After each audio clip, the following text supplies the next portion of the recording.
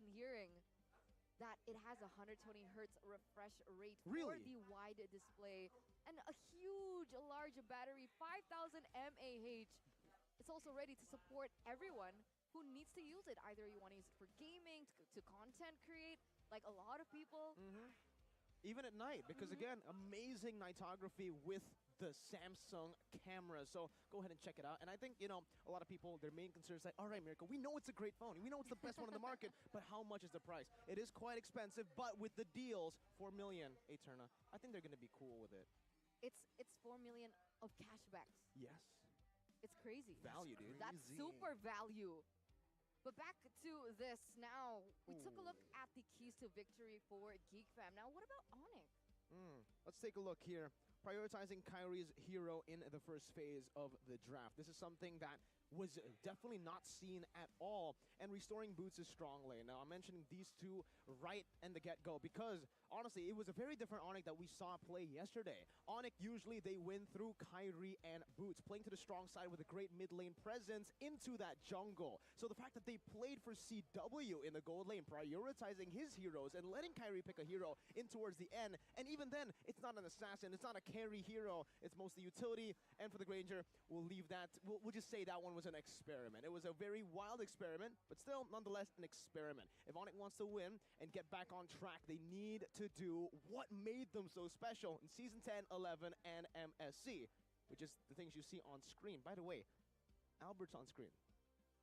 What does that signify, right? I mean, with Albert, is this the right call? Albert mid, it seems like. But then again, remember, Albert mid lane, is he experienced? He is a jungler. Gold lane. Gold lane perhaps, but mid? Is that too Kyrie far-fetched? wouldn't be mid, right? No way, right? Albert jungle, Kyrie mid? I don't think so. Kyrie and CW have like they're really at their prime right now. So I don't think Albert would step in as a gold lane or a jungle. The mid lane's gone, and I don't know. We just saw Albert's picture there. I don't know. Keys to victory usually is just like random photos of players, Hopefully. but we'll see in the lineup, I guess. Albert. Dude, if Albert's gonna be stepping in the mid laner Big position, question marks. It's another jungler in mid. It's pretty cool, but it's a question because honestly, Sansa's transition from the jungler to the mid lane was pretty good, right? He still had that, what do you call it, that instinct, that killer instinct that was really important in the mid lane. So he doesn't play the Pharsa like any other hero. He doesn't play the Valentina like any other players do. He's very aggressive. He gets those kills down to the T, and he also is able to wash out all the dandruff. Oh, really? Especially with that in your hand. What is in my hand? Show it. Show it. Oh, baby.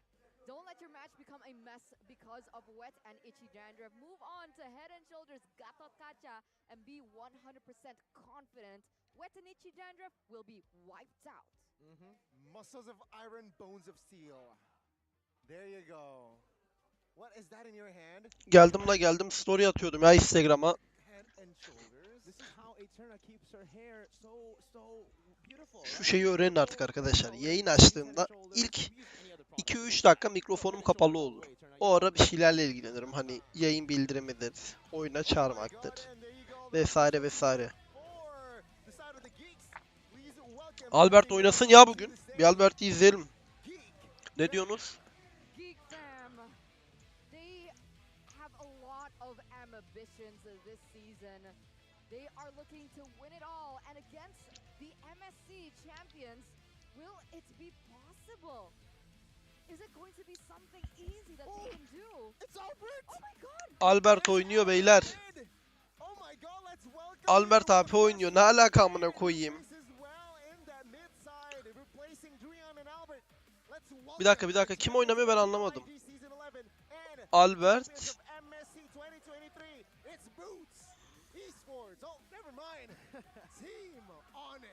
Keyboy, CV.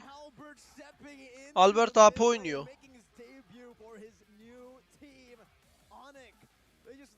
Kanka ne alaka Albert AP ne ya? Bu çocuk AP main değil ki. Aynı bizim gibi oldu. Kazu'yu AP oynattık. Ha, bizimki zorunluydu.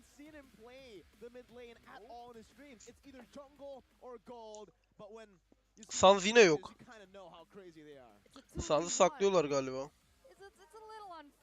Gani? It's not a 2v1. Is it not? No. Renz, he might look like he's alone, but there's always that shadow creeping behind him. Sans hasta mı? Geçmiş olsun abi o zaman. Oh, alright. Allah acı şifalar It was versin. really funny, right? Because yesterday, in an interview with Coach Zaya, when they went against Onyx, one of the things that he mentioned was it feels like Allah acı şifalar versin aga, ne diyelim. strategies here. Still something that they're not showing, so he doesn't really want to take credit for that 2-1 win against Onyx yesterday. Makes sense, right? Regular season, it's not a sprint, it's a marathon. So of course, Onyx being the team that perhaps will have a target in their back, they really want to save strat. They really want to look out for potentials later on, perhaps. But this is the team head-to-head by head and shoulders. We were so blinded by Albert finally stepping onto the MPLID stage this season as a mid laner. Bu arada bence dünkü maçlar AP'den gitmedi ya. Belki Sans olsa bir şeyler değişirdi ama bence tank diff yedi. Naomi diff'ine attı. Ben öyle düşünüyorum. Siz ne düşünüyorsunuz bilmiyorum ama Albert Onyx'e geçti. Is able to communicate, able to connect better with the team as a whole. And with Jadera stepping in, again, Onyx will have to adjust, go back to what made them strong. Because if they try the strategy that they tried to implement yesterday, which was a very CW-centric composition, Jadera knows how to deal with that. He knows how to pick random... Evet evet, Naomi de çok iyi, Kiboy da çok iyi. Teşekkürler Toretto, hoş geldin kanka. Seems like here, remember, with this current lineup from the side of Geek fam, it's the lineup that beat RRQ twice last season as well, and RRQ just beat Onyx last night. So that says something here. Onyx, they might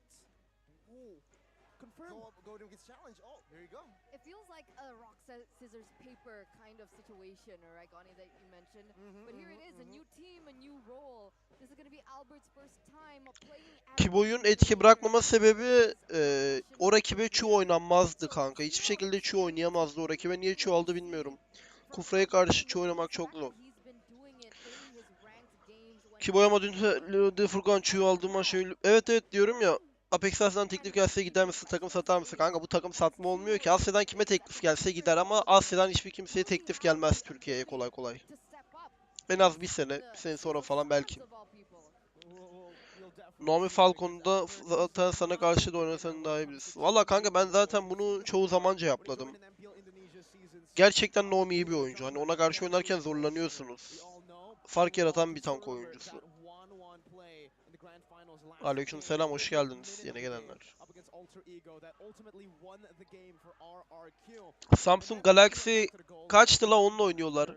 Bak buranın sponsoruyla oynuyorlar. Yazıyor sağ solda, yazar görürsün birazdan. MPL Endonezya Samsung'la oynanıyor. Sponsor olduğu için zorunlu. Yakın zamanda turnuva var mı? Yarın işte biz Rusya'ya gidiyoruz. Rusya'da turnuvamız var. Ayın 20'sinde başlıyor. Nerede yayınlanacak bilmiyorum henüz. Ben duyurusunu yaparım her yerden. Yani görürsünüz Instagram'dan, Facebook, YouTube'dan falan. Yanlışlıkla Facebook dedim la, Facebook ne alaka? Aleykümselam. S23 mini S3 mini. S23 galiba değil mi?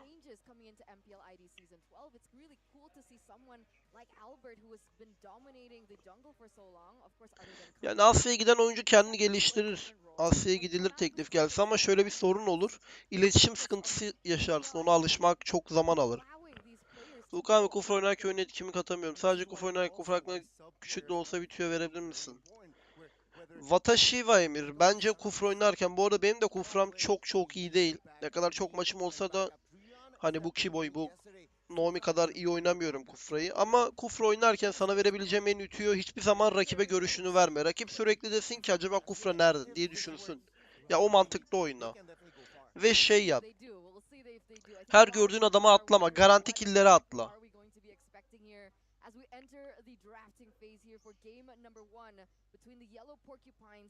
Zaten atladığın adama ultiyi de atarsan o an yanında güzel bir adam varsa her türlü keserler. Ama dediğim gibi en önemlisi bence rakibe görüşünü vermemek. Turnuvada hangi takımlar var? Onun linkini attım kanka. Biraz onun linkini tekrar atarım. Bakarsınız o turnuvaya da ya. Biz teori olarak oyuncumuza Asya'ya denk hatta daha olduğumuz durumlar olduğunu düşünüyorum. Asya'daki yenilme seyirci farkından dolayı olduğunu düşünüyorum. Sen ne düşünüyorsun? Kesinlikle öyle kanka. Ben her seferde söylüyorum onu. Asya'da öyle ciddi anlamda hani çok fazla oyuncular yok.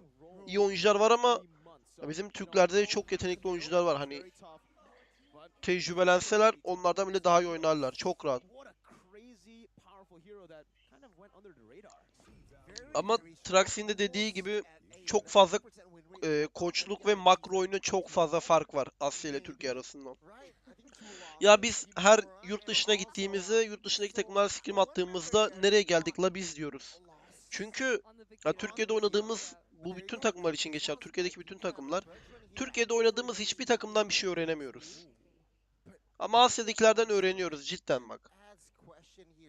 Ben M4'te gidip geldiğimizde çok değiştiğimizi düşünüyorum bu arada. Hani biz yine Türkiye'de M4'e gitmeden önce Türkiye'de her maçı falan kazanıyorduk rahat bir şekilde ama M4'e gidip geldikten sonra çok daha rahat her maçı domine etmeyi falan daha iyi öğrendik. Turnuvada hepimiz konuşuyoruz kanka. Yeni gelenler bir like atarsa çok sevinirim arkadaşlar. Aleykümselam Tezuka.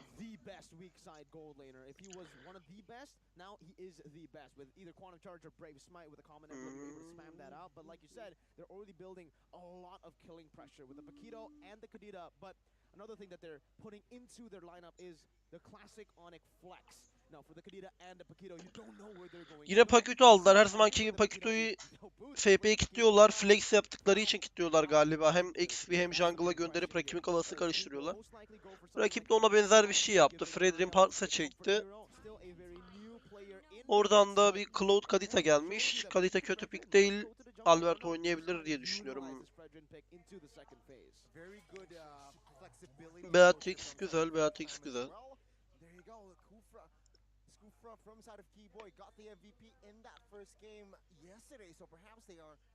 Asya'daki iyi olma sebepleri ne? Kanka koçları çok iyi oluyor genelde ve tecrübe farkı var. Her sene rakipleriyle beraber.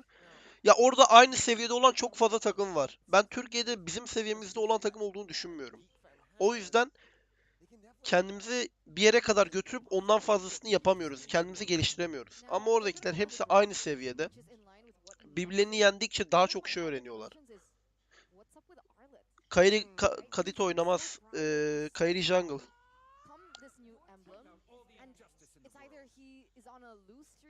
Sans bilmiyorum. Hasta dedi Traxxi detay. I think it comes down to him being quite immobile, right? He's very mobile when you have CC in your team because he can jump in these team fights. But other than that, moving from the XP lane towards the Furkan oyuncu değil de genelde pikte sıkıntı var. Sence 5 çok pik. Especially considering a lot of mobile heroes are now back in the meta. Uranus, Esmeralda, and it kind of impacts him. Yani arkadaşlar size şöyle söyleyeyim. Biz ne kadar pikte kendi fikirlerimizi söylesek de ya takımın başında sadece böyle şeyler için günün neredeyse 10 saatini, 5 saatini ayıran analist ve koçlar var. Şimdi pik atmak benim mi işim, onların mı işi? Onların işi. Ben kendi fikirlerimi ki herkes kendi fikirlerini her zaman söylüyor ama karar genelde takımın ortak kararıyla biter. Koç ve analist fikrini söyler. Oyuncuya da sorulur. Oyuncu uygun görürse, görmezse. Ha mesela şöyle bir örnek vereyim size. Ben M4'te Rafael oynamak istemiyordum. Glodo oynamak istemiyordum. Hatta söylüyordum ama takım karar veriyordu. Ortak karar alıyordum.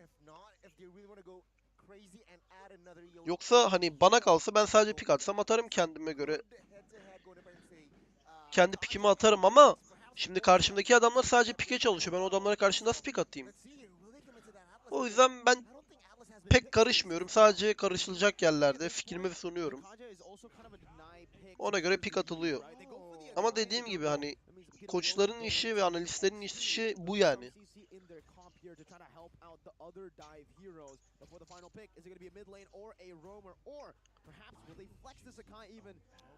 Arlet Rome. I think that's what they're going for here. Arlet Rome or Akai. That's all right. It's still flex, but most likely it's going to be Akai Jungle, Arlet Rome, mid lane Kadira.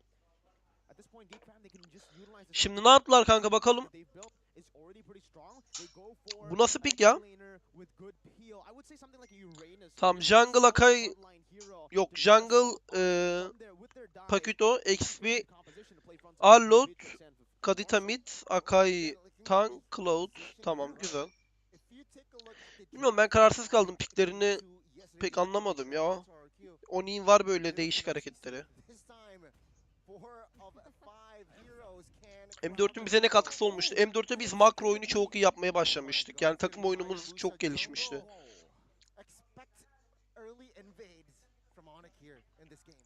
For sure, they're gonna try and pressure it a lot from this side. Akai Rome, by the way. Akai Rome. It was on Keyboy. Wait, so Arla jungle? Bu Oni'nin taraftarları sapık ya. Deli gibi bağırıyorlar. Oh, that's so good for Onyx. That's a really, really good adjustment. Eğer koçun görevi buysa Sephora ile neden devam ediyorsunuz kanka? Sen güzel bir şey yazmışsın kanka. Şimdi ben senden bir öneri isteyeceğim Magabe. Bana Türkiye'de koçluk yapabilecek bir kişi söyler misin? Usually you want to use that level 1 to 3 to kind of bully the Akai, who's just going to be roaming without any real utility tools. But up against the Kaja, they're both going to be Kanka öyle just kimin around attığı level 1 önemli to değil. 3. Kötü bir I think it's a atıyorsun good move baş. by Onyx. So pick off or dive. Pick your poison here. Ne dediğini anlamadım Ivan Morris. Kanka öyle veya böyle kimin attığı önemli değil. Kötü pick atıyorsun, başlamanız rezalet. Geek daha iyi pick attı bu arada. Göreceğiz, hadi bakalım. Mocker. Mocker. Bir kişi daha Mocker yazacak. Bir kişi daha yazacak. Bir kişi daha yazacak. Bir kişi daha yazacak. Hepiniz Mocker diyeceksiniz, biliyorum. Ya beklediğim cevap buydu zaten, o yüzden size sordum. Yani arkadaşlar, ben bu konuyu kimseyle de tartışmak istemiyorum. Hani her şey göründüğü gibi değil arkadaşlar. Hani burada ben de koçluk yapabilirim diyebilirim. Veya siz de Murano'da yapabilirim diyebilir. Ama ciddi anlamda mesela Murat abi de orada hani bizle bulunduğu, sürekli yanımızdaydı. O daha iyi anlar beni. Her şeyin orada daha farklı olduğu bir gerçeği var.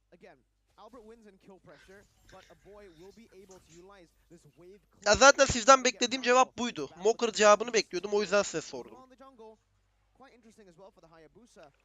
Did not go for the season Hunter. So Kyrie should have a better time farming. And with this, we all know how Kyrie likes to snowball just through farming. Farva, Mocker, Nexus. Yani cevaplarınız bana değişik geliyor arkadaşlar. Fikirlerinize saygı duyuyorum. Beni yanlış anlamayın ama ben sizinle aynı fikirde değilim.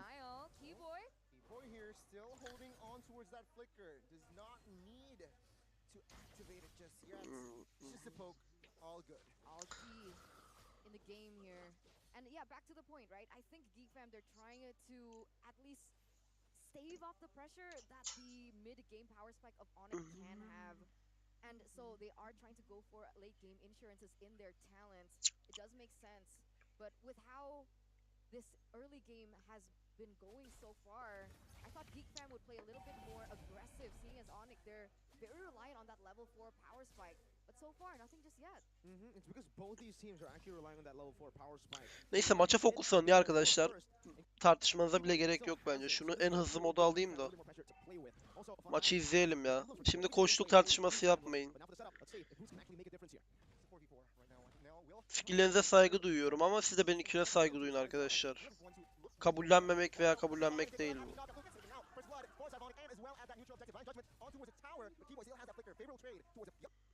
Tamam, güzel. Kaplumbağayı aldı Onyx. Güzel smite attı Kairi.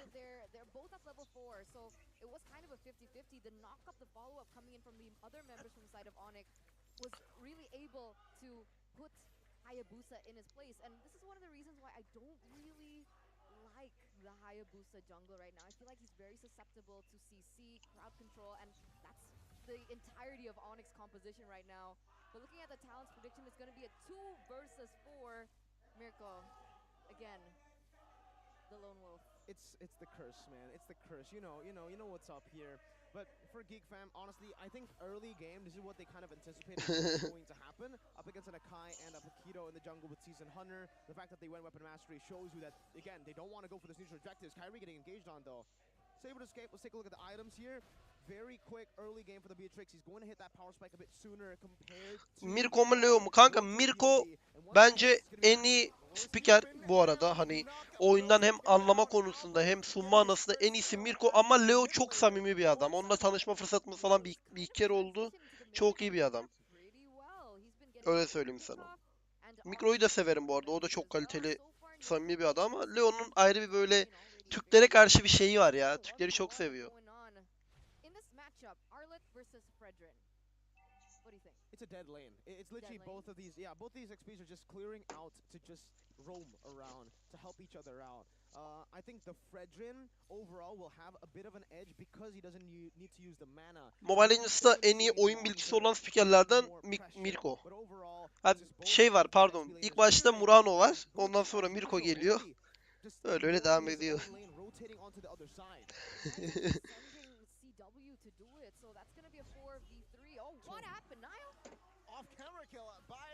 Murat abim spam yapma, rahatsız oluyor chat.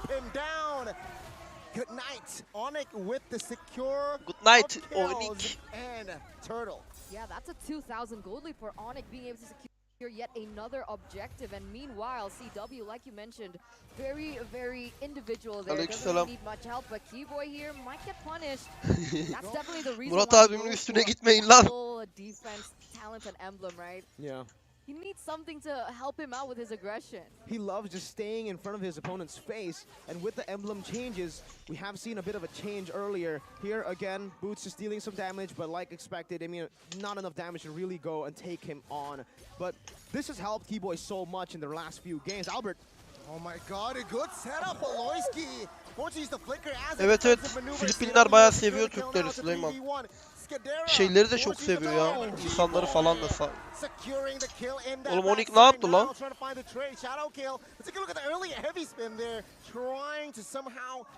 Kestiler bu arada.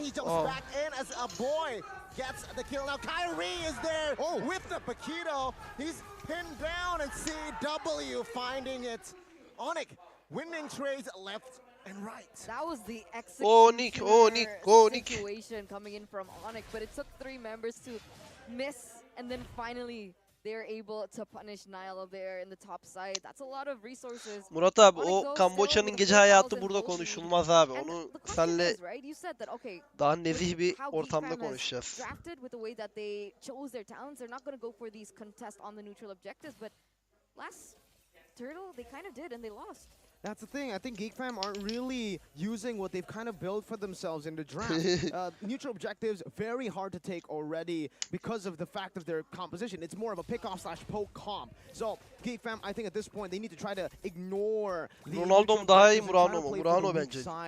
Try to go and punish CW. You might not be able to kill him, but as long as you get those turrets, as long as you get this Beatrix to that power spike, and unfortunately now, it's going to actually hit late. Oh my god, Petrify connected on towards Beloy. He still survived, but not for long as Albert will secure the kill in the backside though. Kyrie. Biraz fazla zorladı sanki Onyx, ne diyorsunuz? Gerek var mıydı böyle bu kadar?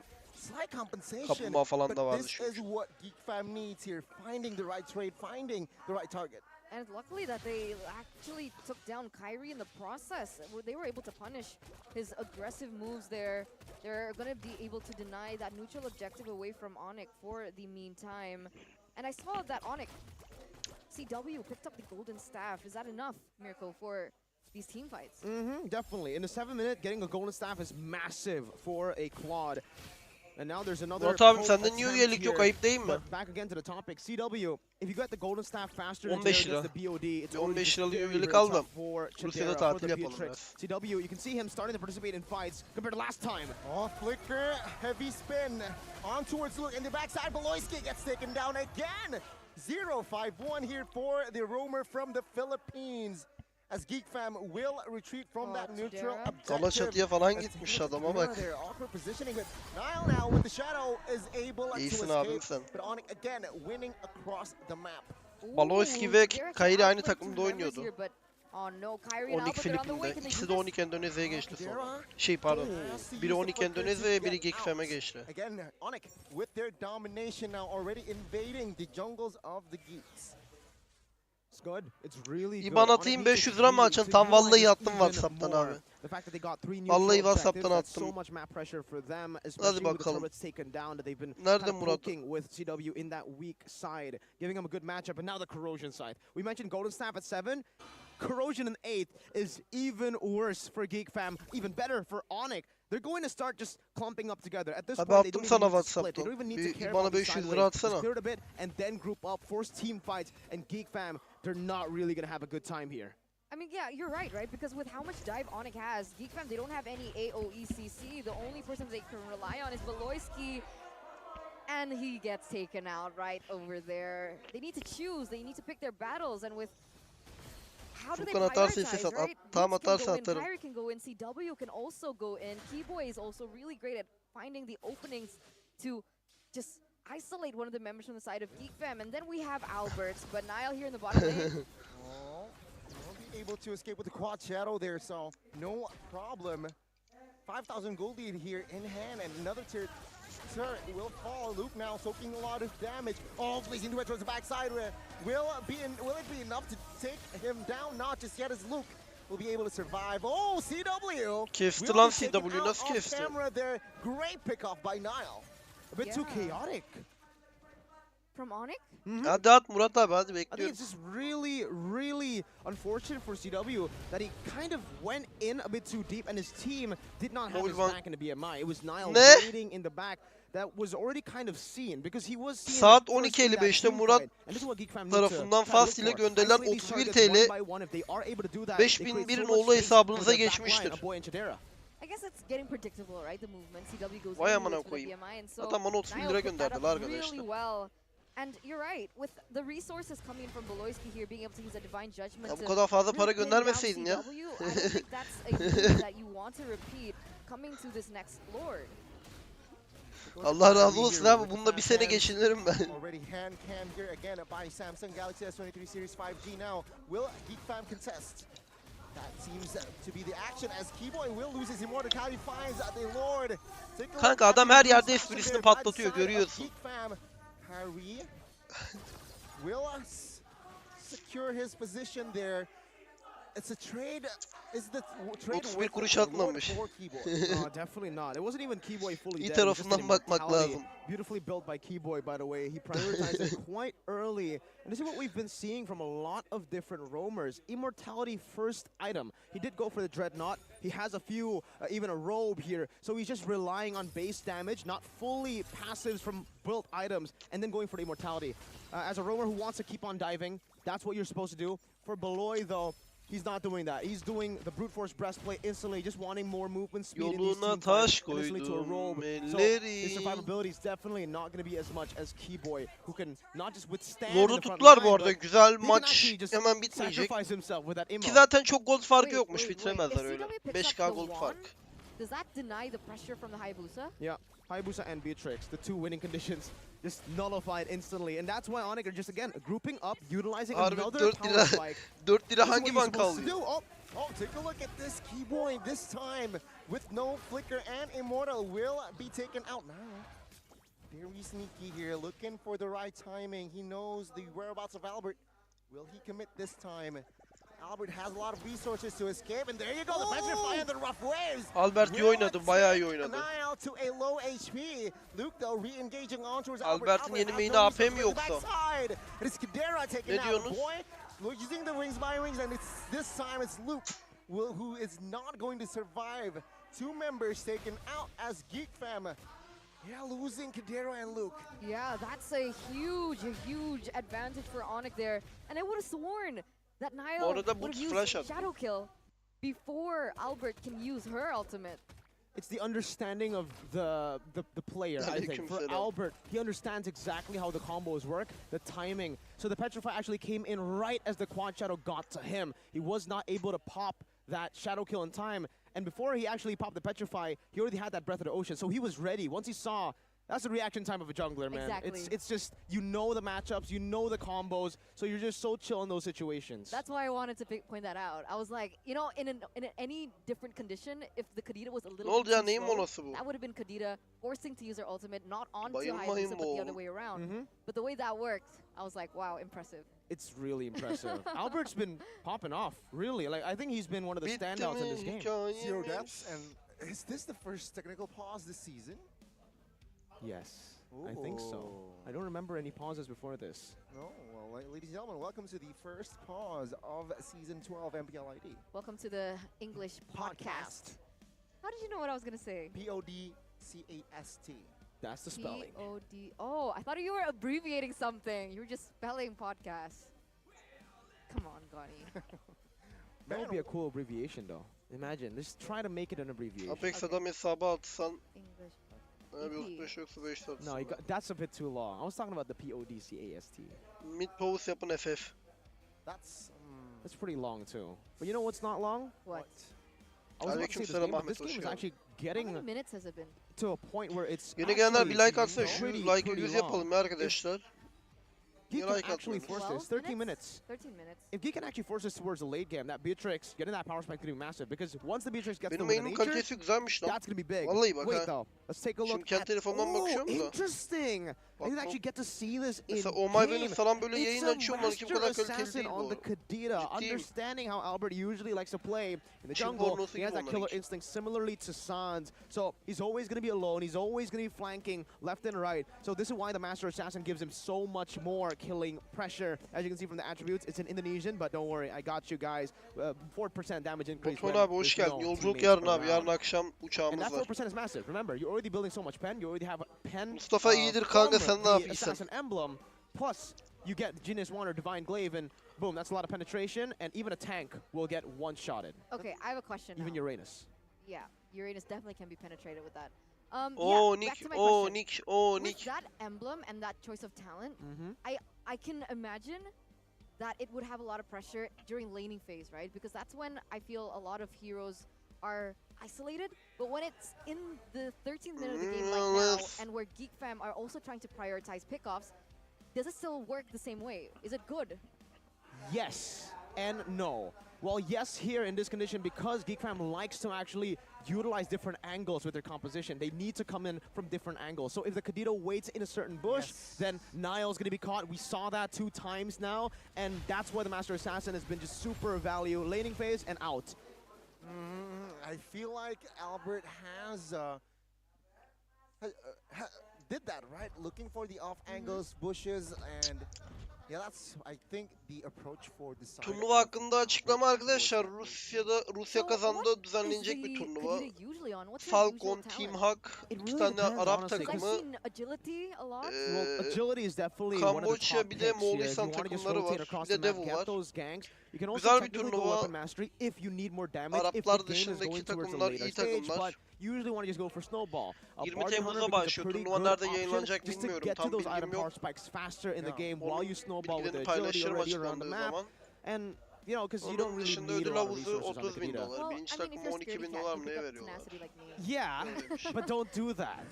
I mean, if it's Kadita Rome, No, no. not? I am a hater to anything that is defense, okay? You go defense, you're not a friend of Tenacity mine. is not the same as Wind of Nature. Yes, Which item? yes, but what does it give you, Gani? What's the attributes on that? Below 50% additional hybrid defense. Defense.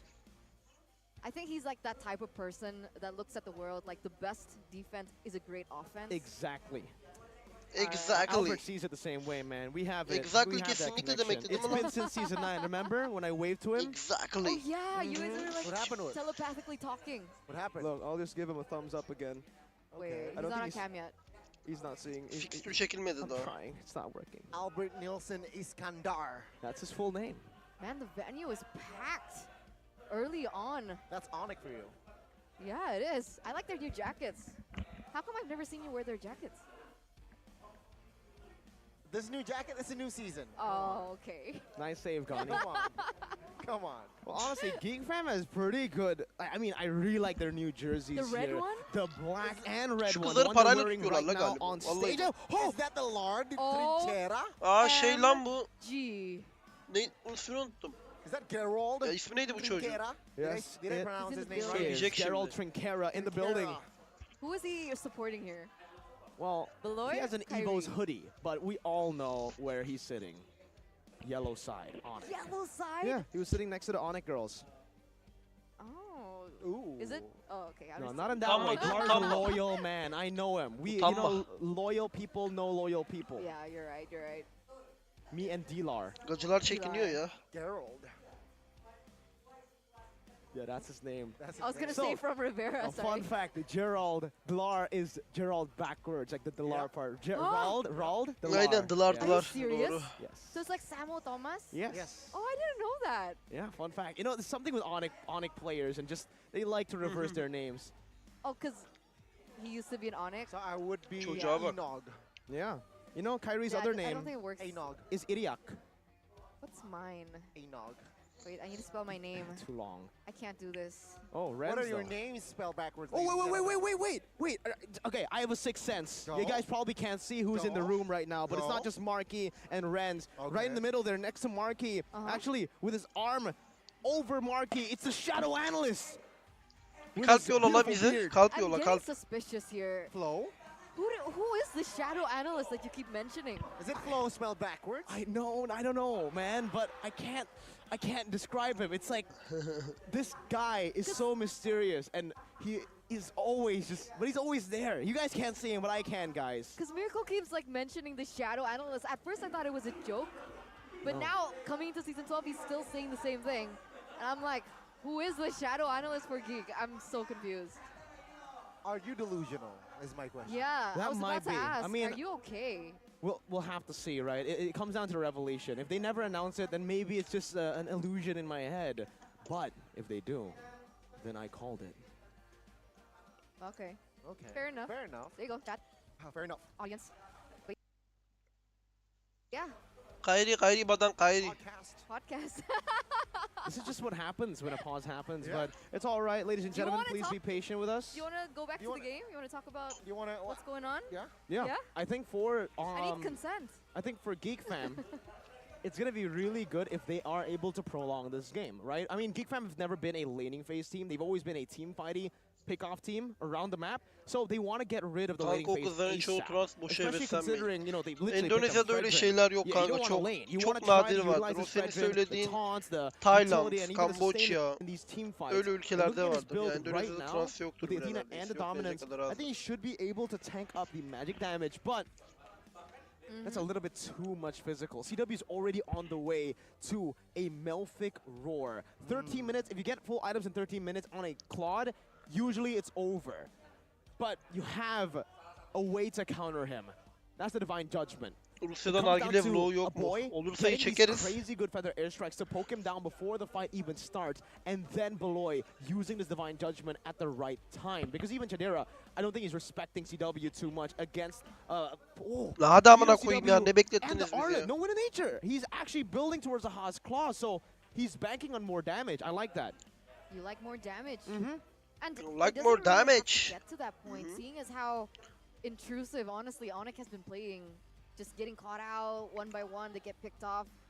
At some point, that's gonna create the turnaround for Geek. Short And if videosu Onyx are atmıştım careful, arkadaşlar, gidip they like might atıp lose this game. gelsenize. This is why I feel like in this current Vallahi stage, sevinirim. needs to stay grounded. Gidin needs to izleyin stay short focused as videomu well. gelin. Çok güzel bir video. Geek Fam though, they need Saat to 12'de atmıştım. exploit every mistake that if given the Apex by oyundan side sonra of Onyx. 7 dak yayını gelme. 7 dak ne la kanka? Oh, you're right.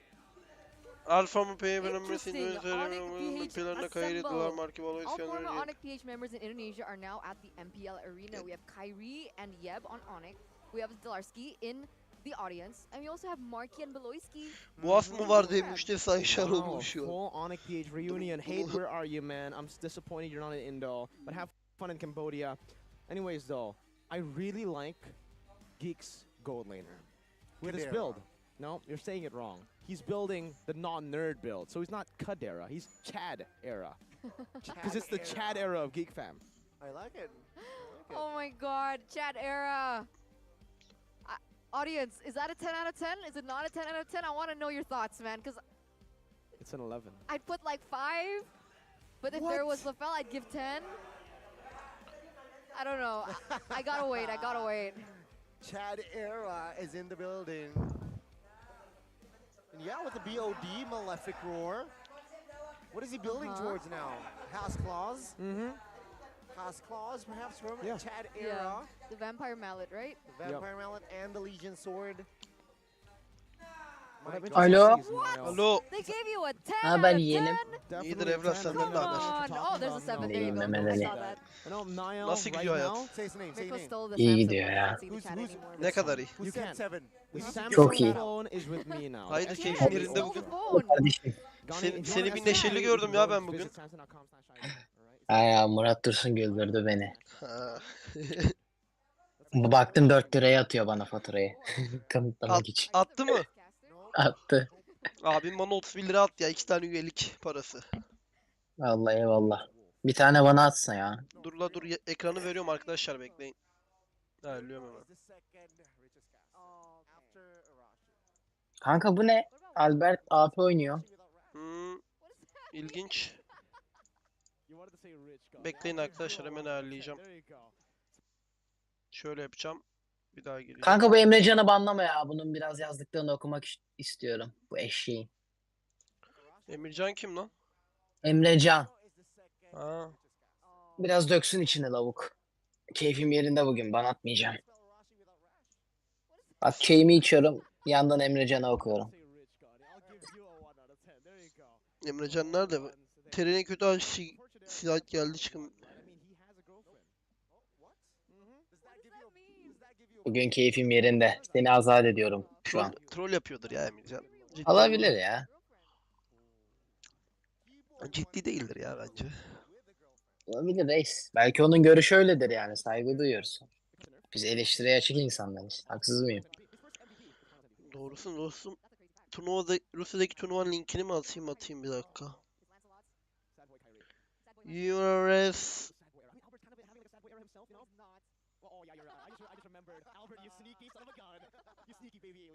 Ne atıyorum chat'e turnuvanın linkini. Ya uçak için bir tane tır oyunu yükledim moruk. Onu sürüyorum. Takım ismi Fireflux. Şirket adı. İyi yapmışsın dostum. Ha vallahi. Süreriz ya birlikte tır. Barıştıracağım ya Rusya'yı. Kardeş ülke. Ile savaş mı olur diyeceğim. Bir Kürt bir Türk olarak bu işi halledeceğiz. Haksız mıyım kardeşim benim? Haklısın dostum. Kesinlikle. Rahat olun beyler.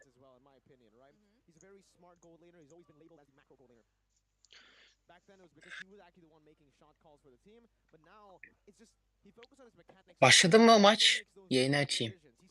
Yok kanka ya, bir türlü başlamadı. Ne oldu acaba? Bilmiyorum ki. Kanka maske takmasının sebebi tamamen onun rahatlığı. Hani keyif.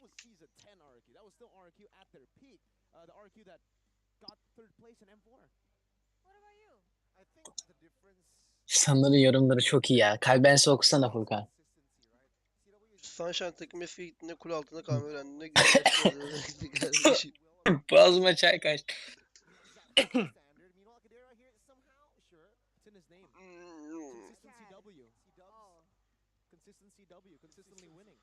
Ay ay. Doğru diyor. Yapacak mısın bundan sonra Emre? Yapacağım kanka ya. İnsanların yorumları önemli bizim ya. Yes. Right? Because CW, we know he can play like literally everything in the gold lane. I wouldn't even be surprised if I saw something crazy. Like, I don't even know what's crazy anymore. I can't even. Yeah, mention you're like, it. oh, this is crazy, but oh, it's CW. CW, it's like- we've seen it before. Belric Alright. Gold. That sounds like It's CW. sounds stupid, but CW, he made it work in season 7. So the only crazy thing that we've seen Chidera actually pull off is Valentina Gold. Yeah, Do you think he has other things? Do you know any information on scrims or? I do. Oh, so there is? Just From yes the or no? Shadow Analyst. Yes or no? Just yes or no? No. Oh, Aa, and başladı. with that in mind, ladies and gentlemen, Oyun the bitmiş technical başlayana pause kadar. has finally elapsed. We're going straight into Kanka the ne game bileyim here. kral 14 tacının minutes değerini. in. Hesabına It göre looks değeri like artar once işte. again Onyx being Gatot very reklamı aggressive, Head and Shoulder looking reklamı for ya. just the shutdown onto Geek Fam's Kanka jungle as YouTube'daki Ultimate sesini nasıl Team kısacağım will Furkan work the Discord'takini kısmadan? Kan- DC'yi. Alright. Nasıl yani? Öyle bir şey var mı mobilde? Yani Kanka- yayın sesini tamamen kapatamıyorum herhalde. Bak şey yap, ben sana YouTube'dan yayını açtım, oradan izle.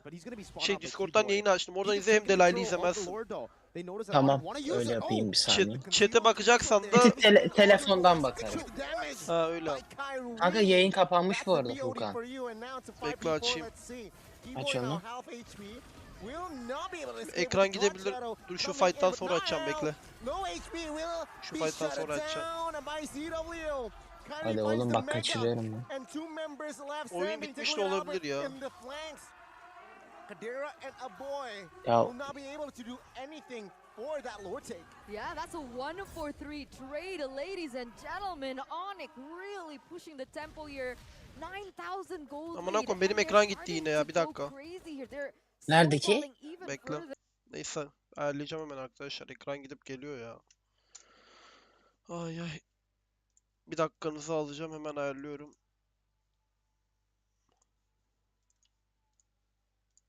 hava yine yanıyor ya. Tamam. Yeah, that's a 1-for-3 Arada ekran gidip trade, gelebilir arkadaşlar, ladies and şey yapmayın gentlemen. onu. Onyx really pushing the tempo here. 9,000 gold lead, and they're starting to go crazy here. They're snowballing even further. Getting the Lord, they're going to be able to push this even worse. I don't know how Geek Fam are 12 supposed nasıl to defend mid this. nerede? Hastaymış öyle diyorlar. Nereden geldi bu bilgi?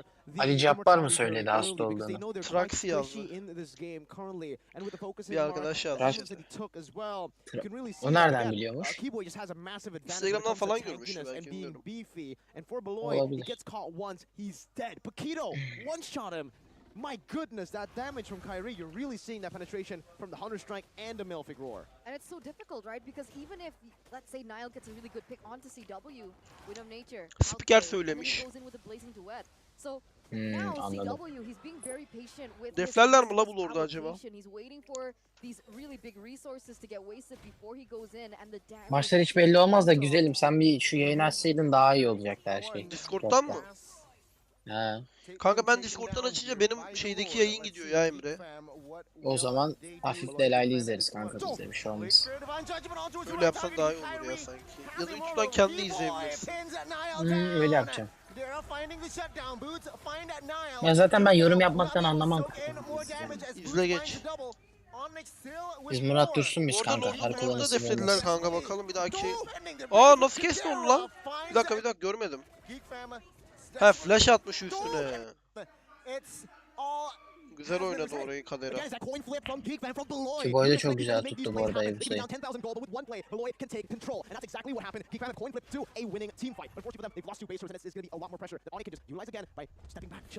the moment, right? Veloci goes in, was able to actually get the suppress onto Kyrie, but he still had the Immortal. He actually survived for a bit and was able to put the damage in. Jadera was waiting very patiently. Now this is Sunshine sen daha pes gibi mi düşünüyorsun koşu konusunda? Ne düşünüyorsun koşu? Furkan ne dediyse odur kanka. Niye? Ben yorum yapmayı sevmiyorum ya. Sephora tektir, başka bir şey bilmiyorum. Başka da koç falan önermeyin Allah aşkına. Gülmek istemiyorum. Hurt him. With the Wind Talker, you do have the movement speed, not as much as Boots though. So he will constantly need to be stacking all 5 of his stacks to really be able to Eskiden sana Sunshine Baba diyorlarmış Emre. So Ya. now Geek Fam can try to out-rotate him or even catch. Eskiler. Of. Dostum Geek Fam çevirdi gibi maç ha, ne diyorsun? Hiç belli olmaz kanka bu maçlar. Balois kamikaze gibi amına koyayım, 0'a 8 oynuyor adam. Ama görevini yapıyor kanka, çekip ölüyor adam, yani yapacağı bir şey yok. Yo baksa içeriye girse nasıl çıkacak ki?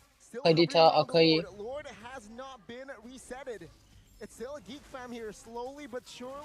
Kadita geliyor la. Bitirin Lord'u. Albert'in AP oynaması ne kadar mantıklı. I think they're going for the contest here. Oh, take a look at the suppression connects. Feather airstrike followed. And Wind of Nature with the blazing duet towards the backside does not deal enough damage. Kyrie finds the Lord. Lord'u aldı Geek Kyrie. Fam failed to claim the neutral objective. Ya burayı bence Geek Fam oynayabilirdi. Niye bu kadar korkarak oynadılar anlamadım.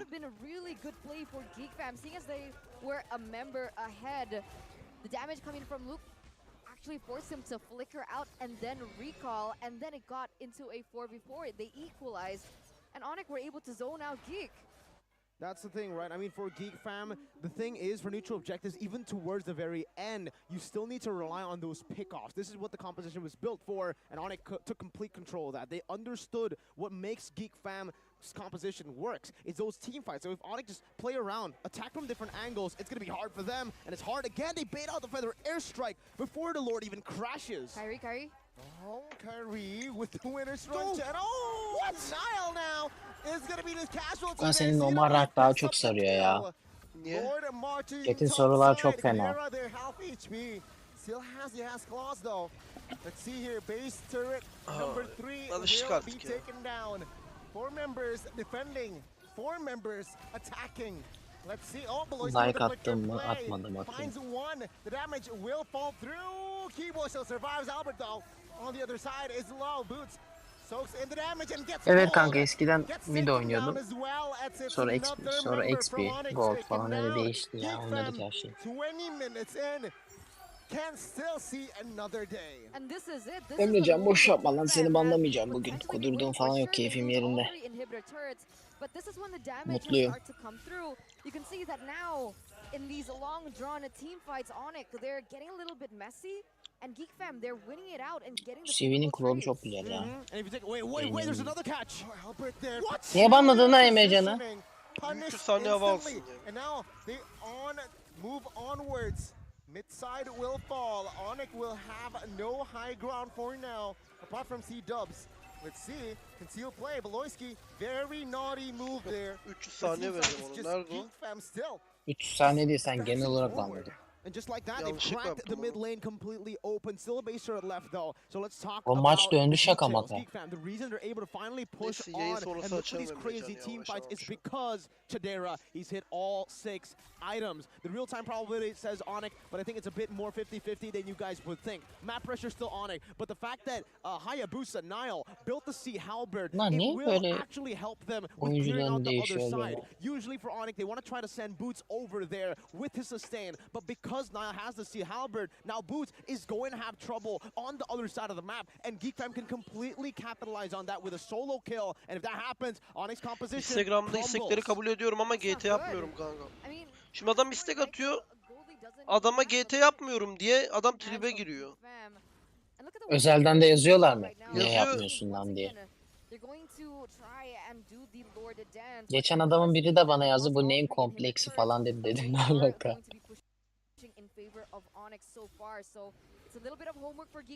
Aga her şey zamanında kaldı, şu an en iyisi o iyidir ya. Eskiyi boş verin, vallahi bak. Luke's here, just being what Nile should have if he's utility. Herkes Luke is zamanında baiting iyi. it out, giving Geek Fam an opportunity, some space to poke. Just like Oh, this I see. blow. Kimi çekti lan o? Oğlum Oh, big final flash. Dur oğlum, izliyorum lan. Particularly the backside, CW with the blazing duet. Nile though losing his immortality and take a look at Albert. Oo, Fred'in çok güzel oynadı. Dur bakalım, izliyorum. Will he be able to escape? Seems like Geek Fam says no. Losing his immortality and his life. It's a 2-for-1. But Nile been taken down. Is this the right call? Is Geek Fam committing this Lord the right call? Let's see Kyrie flanking there. Cloud'u içeriye sokmuyorlar ya. Fred'in kaja, ay Fred'in demiş, pardon. Doğru lan, Fred'in kaja. Şaka maka maç döndü la Furkan. Helal olsun. Hala Lord'a vuruyorsunuz. Bozdular Allah'a şükür. Bozmayı akıl ettiler. Yeah. Pull back. They can't. All three lanes are already pushing in favor of Onyx. If they stayed there a little bit longer, there would have been more casualties on the board. Luckily, CW was not up because that would have been the perfect opportunity for CW to go for a split push instead. But I like the courage on a Geek Fam in these long-drawn team fights.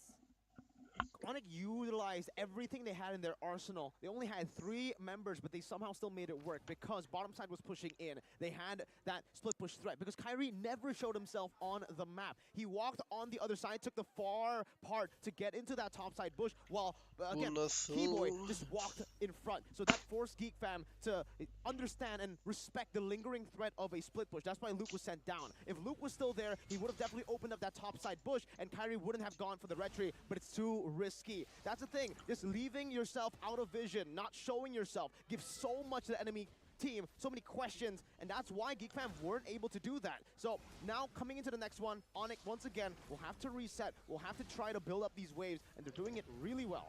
Now, my question was, that was a really good final slash by Boots in that previous team fight, and then CW went in with a Blazing Duet, but he barely did any damage. What's up with that? For who? CW barely did damage. Yeah, I think in that skirmish again. Oh, wait. Flicker Divine Judgment onto CW. Sen niye konuşmuyorsun ya? Böyle maç mı sunulur Furkan? Kanka ben şey yapıyorum ya, yani izliyorum ben de, adamlar güzel sunuyor zaten. Ben sunmuyorum ki maçı, ben izliyorum. Yorum yapıyorum arada. Benim sunma ihtiyacım var mı sence? Murat Dursun değiliz, doğru söylüyorsun. Ben öyle. This is an amazing game number 1. Things are so back and forth. Yine çok güzel çekti ha. Cidden ölüyor ama iyi çekiyor. Aa, yakaladılar onu. Geek fam on the move with the flicker now. Oh! Finding the space again. Keyboy now. Abi biz bunları bilemeyiz yani, takım içindeki şeyleri. Niye ormana geçti, niye AP'ye geçti. Ama adam oynuyor. Kanka Kairi daha iyi Albert'ten, o yüzden. Well played to Geek fam again. The fact that they all rushed up top was amazing. They needed to do that. They did not have a retribution. It would have been a bit too 50-50. Now they have a lead. They can actually send more members here. 3 for 1. Oh. Geek fam will still have a man advantage even with 1 member staying in that bottom lane. So we'll see as CW actually has already respawned and the Lord isn't quite low enough. 20,000 in gold lead. Beloyski now has the Divine Judgment, hasn't committed just yet. Rope waves popped. Oğlum Lord çok sıkıntı şu an. Alırlar ya, nasıl alırlar bence, 2 kişiler kanka. Süredin zaten kaliteyi falan da bozuyor. Onu geç, şey yetişecek zaten elbise. Gelip smite Kairi alacak olurdu.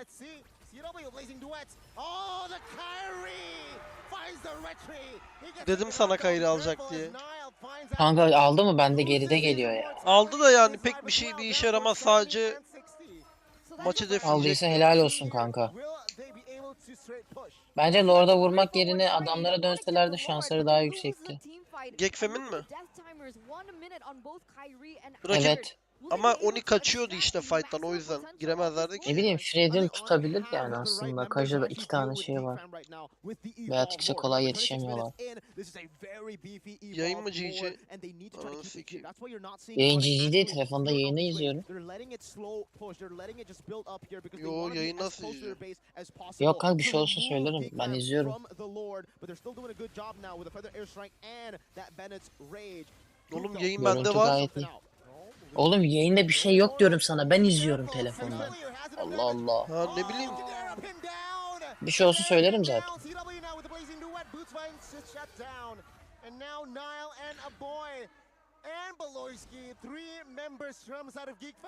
Lord'un hiçbir anlamı olmadı ya. Sadece yan lane'ler işte. Yok, oyun biter bu arada. Öldü hepsi.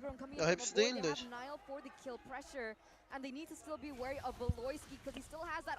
Oo, Kibo yine yaptı oyununu moruk.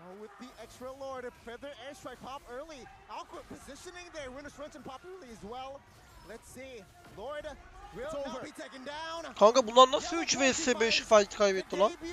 Ben oradaki fight'i izlemek istiyorum. Dur, oyun bitti zaten. Boots'tan işte girdi içeriye. Kibo'yla Beatrix'i tuttu. Öldü. Zaten ana hasar o. Faşa'nın ultisi Lord'a gitti. Hasar kalmadı. Bak Faşa'nın ultisi yeni geldi. Niye zonya bastım? Tamam. Bilmiyorum, bu maçı bence kazanırlardı ya. Kazanırlardı, biraz daha sakin oynasalar. Niye o kadar önde karşılamışlar, anlamadım ki.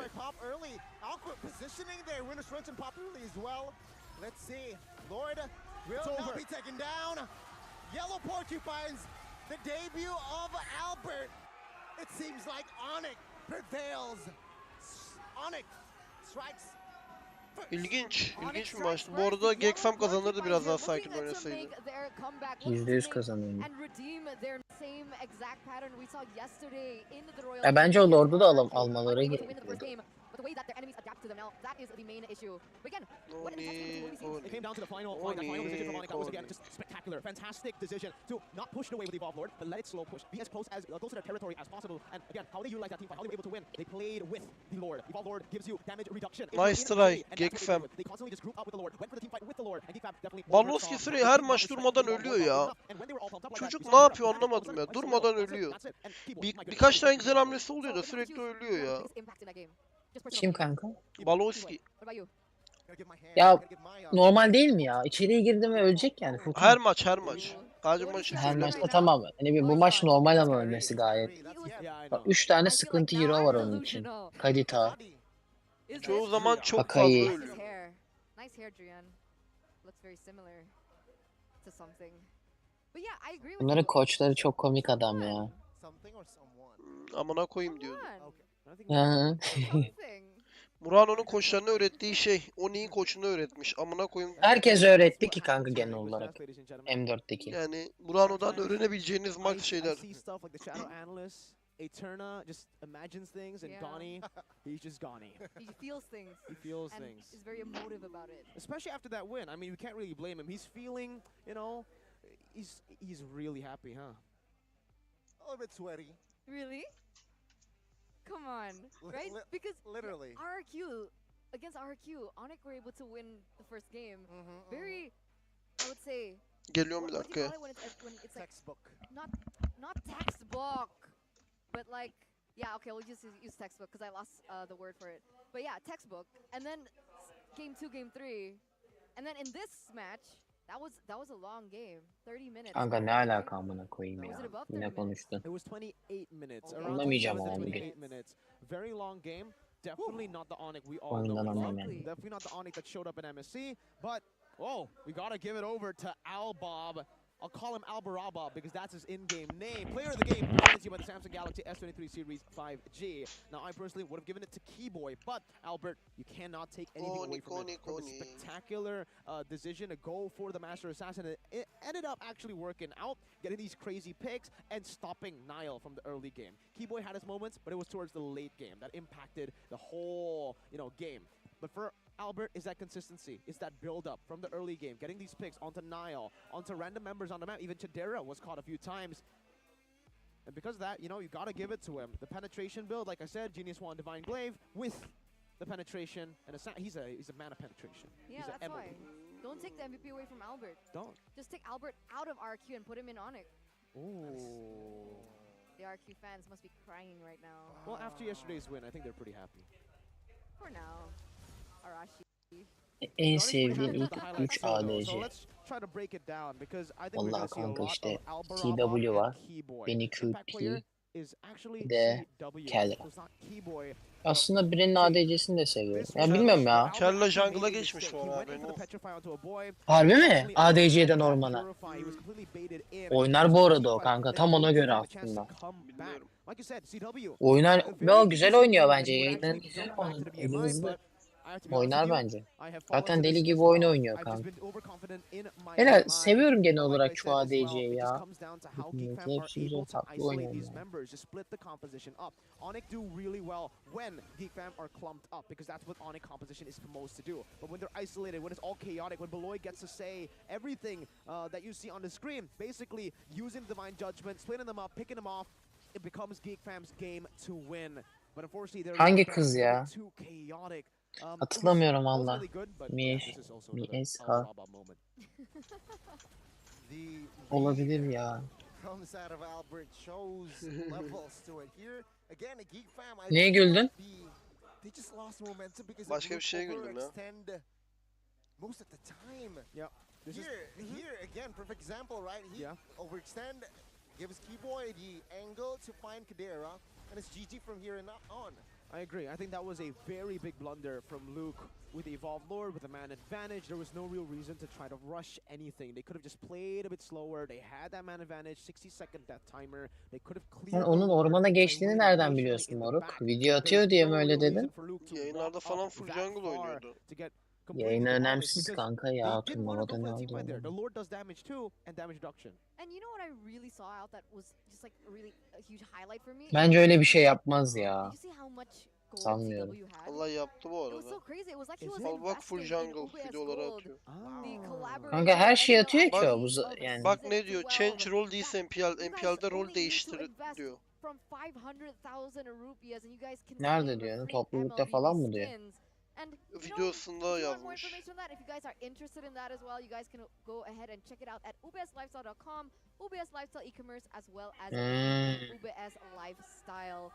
But yeah, I think CW is insane. Like you keep mentioning over and over, you as well. Değişmiş. CW, weak side, leave him alone for just a little bit, and then he just farms.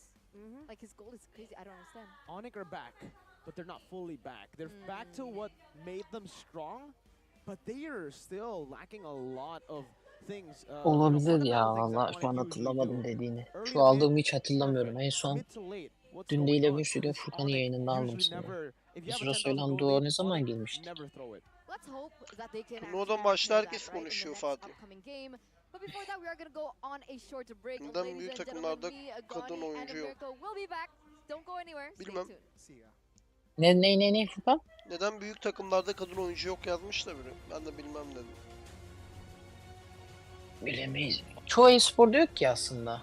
Hiçbir e-sporda Yok kadın oyuncu nerede? yok ki. Hiç yok herhalde değil mi ya şimdi? İyi takımlarda yani. Şöyle düşünüyorum da geçmişe de bakıyorum yani. Yok benim bildiğim yok. Ben de yok Onların diye ayrı biliyorum. oluyor. Ya mesela ML'nin var her takımın ayrı kız e-sporcuları. Onların da yayınlanıyor bazı dönemlerde linkleri. Merak ediyorsanız izlersiniz. Takip edin resmi sayfaları.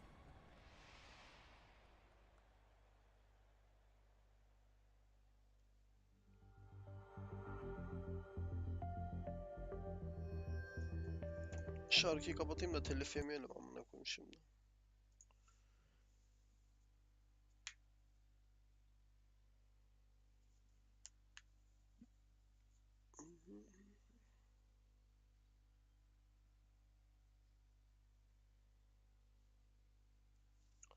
Onikonik. Onikonik.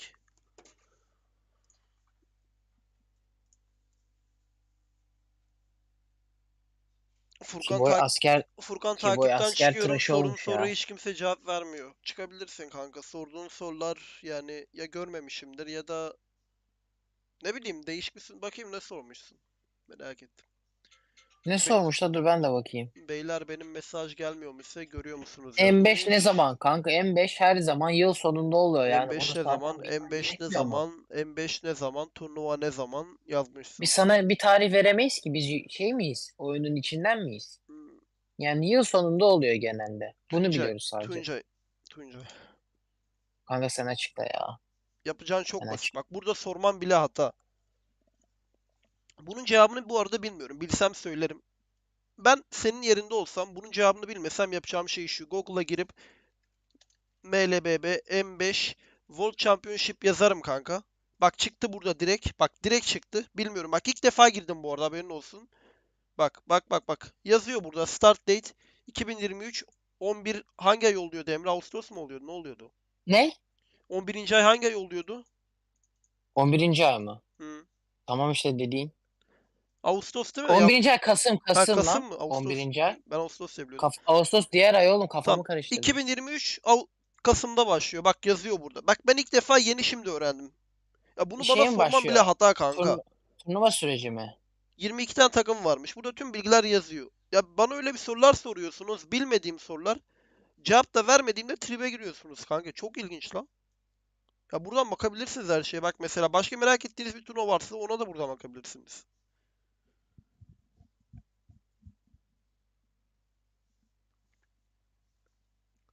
Ödül havuzu da yazıyor. Gelecek olan takımlar Ödül havuzu ne kadar olmuş kanka? 900 bin. 22 takım var ama bu sefer.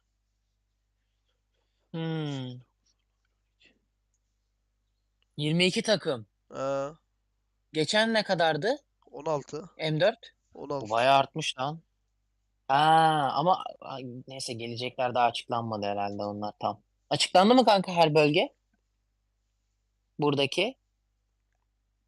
Kanka buradaki derken anlamadım, bir Yok daha söyle. bazı yeni bölgelerde geldi ya. Kanka o çok karışık bir mevzu, onu ben de anlamadım. Değil mi? Hmm. Tam. Onları tam Yani bilmiyoruz. arkadaşlar sorduğunuz zaman hani Google, mesela ben herhangi bir e-sporu merak ettiğimde direkt Google'dan bakıyorum. Yayın chatine veya şey chatine yazmıyorum. Çünkü dönüş yapamıyorlar. Yazsam bile oradakiler de belki bilmiyor. Bilse bile millet üşeniyor cevap vermeye. Ben bilsem yine cevap veririm. Hani benim sesim var falan da. Yine de bence şeyden bakıp daha detaylı öğrenebilirsiniz.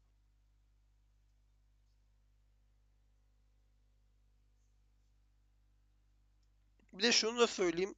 Az önce çok boş yaptınız. Ciddi anlamda boş yaptınız. Hala Sepora diyorsunuz. Ben zaten veya biz zaten Sepora en iyi koç demiyoruz. Bizim söylediğimiz şu: Türkiye'de koçluk yapabilecek biri yok. Bunu anlamanız gerekiyor. Ya Kim bir biz şey böyle biri bir şey mi düşünüyoruz. yazdı lan? Chat'e bakmıyorum. Yok şeyde ya, maç esnasında birkaç arkadaş biraz saçmaladı da Hmm. biraz.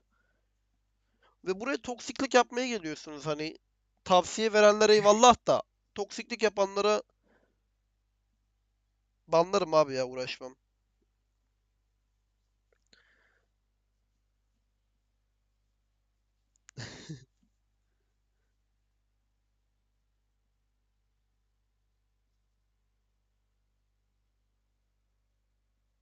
Berbere gittin mi dostum? Rusya tıraşı. Ne dedin, duymadım. Rusya tıraşı oldun mu diyorum. Ben mi? Yarın Gitmeden. olacağım. Yarın sabah. Yarın mı? Hı. Oğlum sen niye yarın sabah bıraktın işi? Daha iyi. Aha mı iyi? Hı hı. Valla ben dün gittim ya. Sidar öyle yazma, valla söverler sana dostum. Haberin olsun. Yasak bir Kanka kelime. doğru bir şey ya. Allah Allah. Çocuk doğru yazmış. Doğru söyleyeni kovarlar. Aslan kardeşim. Yetenekli oyuncu biliyor ya ne yazacağını. Furkan dünkü yayın çok komik olmuş lan izliyorum da. Geçmişi. Niye? Ne bileyim komik. Bekle, sana WhatsApp'tan bir link attım, onu atacağım yayından. Şimdi Ne la bu? bizim gideceğimiz turnuva bu arkadaşlar. Yarın gidiyoruz bu arada. Turnuva bak kaçında başlıyor? Start date 2023 07.20, yani bu ayın 20'sinde başlıyor. Ha, bunun Bak ödül havuzu ne kadar azmış. şimdi turnuvanın yayınlanacağı yere nereden bakabilirsin biliyor musunuz? Bak turnuva linkini atıyorum. Bak chat'e atıyorum arkadaşlar. Bir dakika.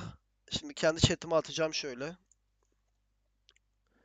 Bak kendi chat'ime attım şöyle. 2-3 kere atıyorum. Bak o linke tıklayarak, bak şuradan aşağı ineceksiniz. Links'te kanallar var. Bak YouTube'a tıklayın. Lan Furkan.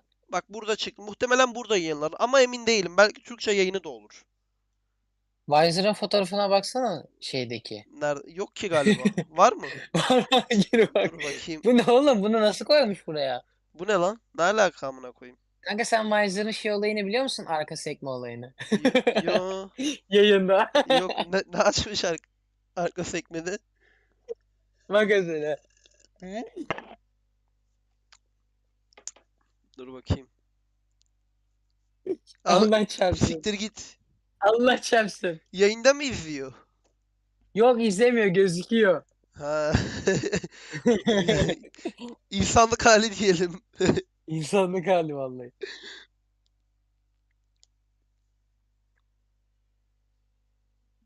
Çok komikti ya. Ona çok gülmüştüm.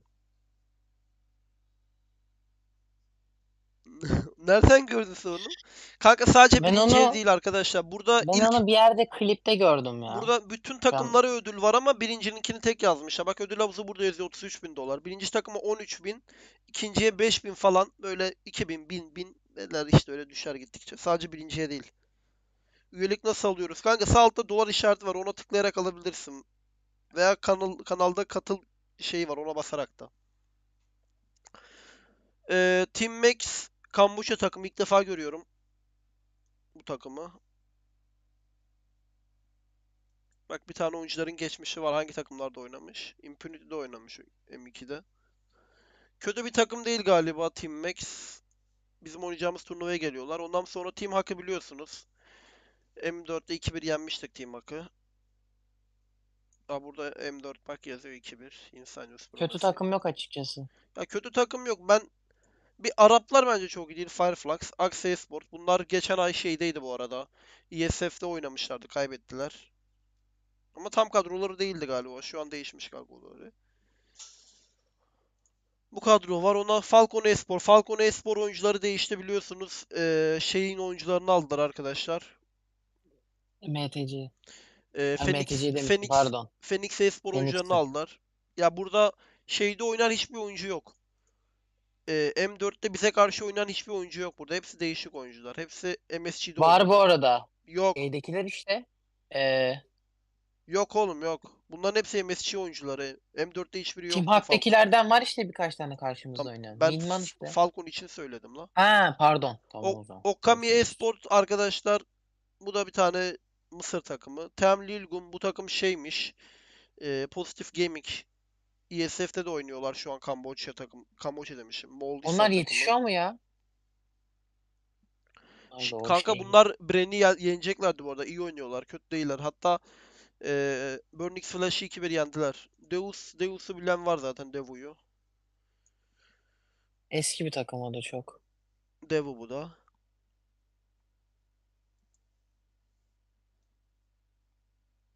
Devin Devu'da oyuncularına tıkla bakayım kimler var. kanka Yayında bir bunu tık göster. tanımıyorum. Kylet diye biri varmış. Bunu ilk defa görüyorum. Ondan sonra şey var bak. Magistor bu da yeniydi galiba. Weiser, Savo. Ha, tamam ya. Bir XP lane'lerini bilmiyorum. Magister zaten eskiden beri onlarda diye biliyorum. Öyle böyle bir Weiser kadro zaten işte. Neyse eski. pik başlamış kanka. Gösterdim Hmm. arkadaşlar. Yani linki bir daha atıyorum chat'e merak edenler. Bir daha attım chat'e. Bakabilirsiniz. Ahmet Kesne bereket kanka. Teşekkürler. Değişik hook. Apex 47 İzle onu. Mlbb. İzle onu like at. Like at o videoya. Oğlum like at derken adamı birlikte kestik zaten. Biliyorum. Beğendim kanka beğendim. Ne kadar izlenmiş lan o video? Bilmiyorum ki bak. Yandan sende direkt gözükür. Bakacağım.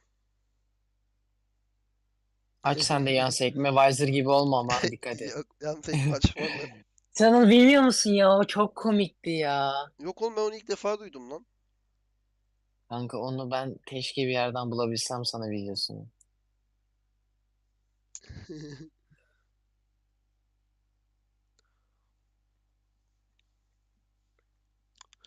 Ekiple sesli yayınlar sarıyor ya bu aralar. Bayağı da izleniyor normalinden. Normal. Kanka solo girince ben de zevk almıyorum.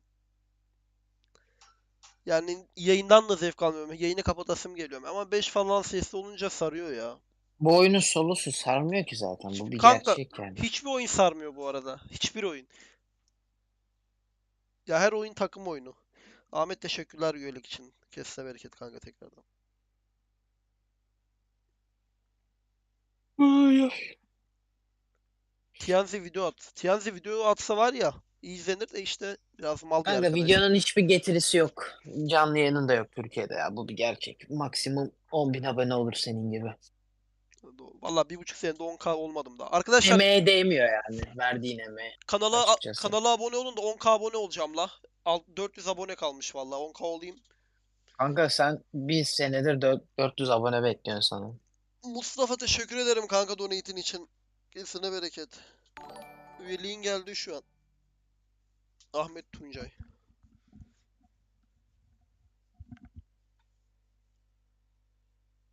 Minecraft solo oynuyorum ben sarıyor. Bundan sonra hangi maçlar var? Furkan? Kanka Rebellizyon'la RQ maçı var da O muhtemelen izlenmez bu ya. maç ya aslında izlenir. Rebellisyon kötü değil kanka. RQ de kötü değil de. Çok ya bir saat falan ara veriyorlar. Bir saat bekleyemem ya. Doğru söylüyorsun. 12 maçından sonra kapatırım yayını galiba muhtemelen. Akşam belki Ya normal akşam rank oyunu maçı. 5 gireriz. Zaten son beşimiz Türkiye'de. Hmm. Gireriz bugün de. Umarım başarılı olursun, her turnuvada olduğu gibi full destek yanınızdaydı. Teşekkür ederim Zane kanka, sağ olasın, eksik olma.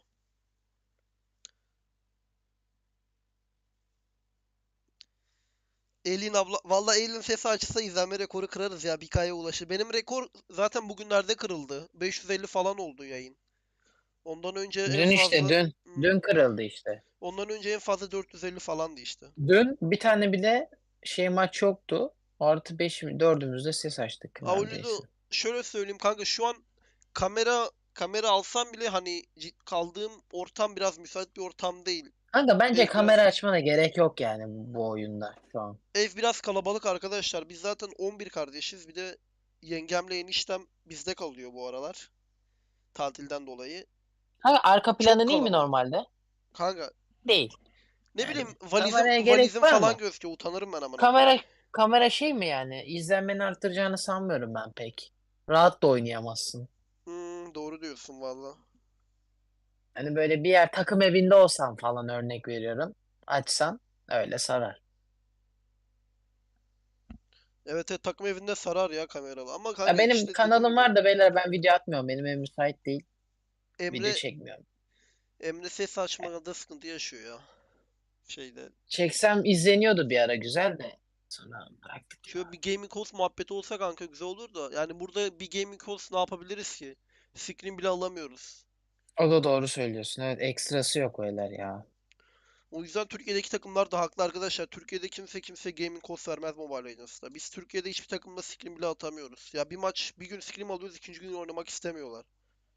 Rankta görüyorsunuz zaten en Bir kötü. rank İki maç bir eşleşiyoruz. rankta ghostluyoruz. Onun dışında kimseyle denk gelemiyoruz biz.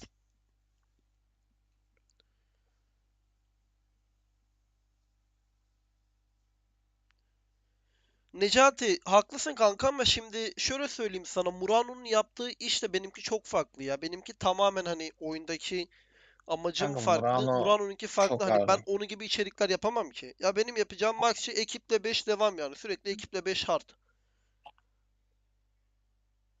Murano'nun şeyi çok farklı. Sen çok farklısın. O adam tamamen eğlendirme yönünde. Oyunu Neden ciddi oynamıyor. atmıyorlar? Ya neden atmıyorlar bilmiyorum kanka. Ya takımlar gelişmek mi istemiyor? Ne ya?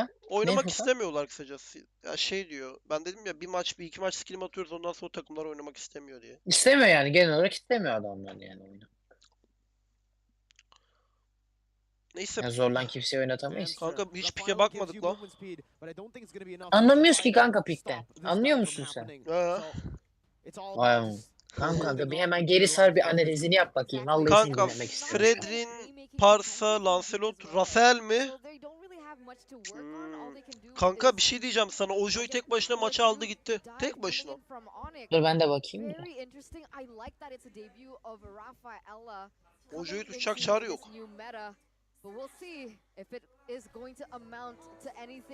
Rafael neye göre aldılar? Reis, Furkan bir yorumunu alabilir miyim? Ney kanka, bir Ben daha söyler yokum. misin? Duymadım. Rafael'i neye göre aldılar Rafael'i diyorum. neye göre aldı biliyor musun kanka? Bir bakayım karşıya. Sen yetenekli bir oyuncusun. Bakalım niye almış, neyden almış. Kanka bunlar muhtemelen, bekle ben geriden bakacağım.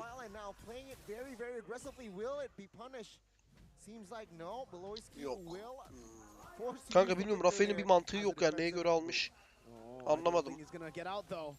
Mesela kanka bizim maçımızı izle. Ben hiçbir şekilde kazanacağını düşünmüyorum bu maçın. Şeylerin. Bu Joy çok sıkıntı yaşatacak onlara.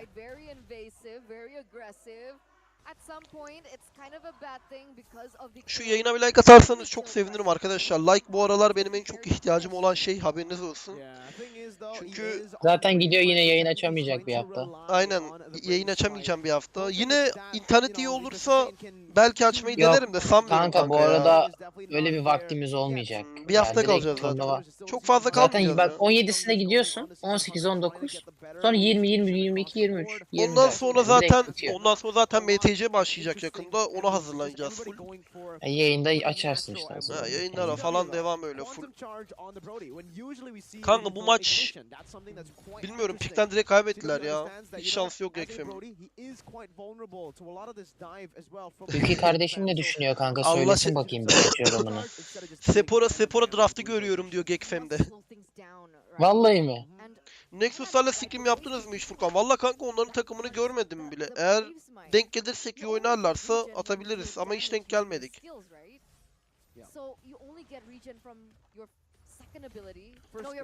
Sephora draft'ı kazanır gibime geliyor. Bir bildiği vardır. Sephora draft'ı kazanır mı diyorsun? Yıkılmaz Bir draft bildiği Sephora. vardır. Aynen öyle. Sarsılmaz draft.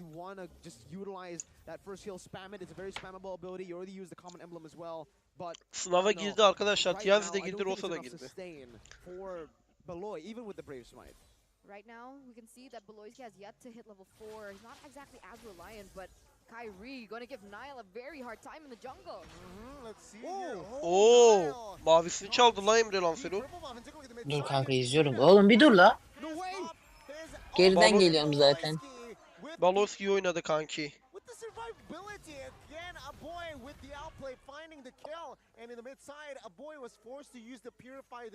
Lancelot abim smite attı ya. Kanki. I feel like Oh. Geek were able to just react to the plays of Onyx, but also they kept themselves in a point where they were able to stay proactive. That purple skill's gonna Oo, hurt Rafael de Kyrie. oynamış reis.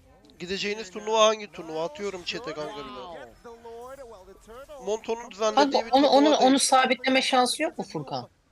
Kanka donate mesajı sabitlenmiş Sen ya. onu şey yapsana Furkan normalde. Şu yayın açıklaması oluyor ya. Ha. Daha fazla. Onu oraya Wikipedia'ya koyabilirsin aslında çoğu şey için. Oradan bakın Kanka falan oraya işte. koyuyorum da genelde kimse daha fazlaya bakmıyor ya. Bakmıyor mu? Ne bileyim ya belki öğrenirler daha da. Pardon işte.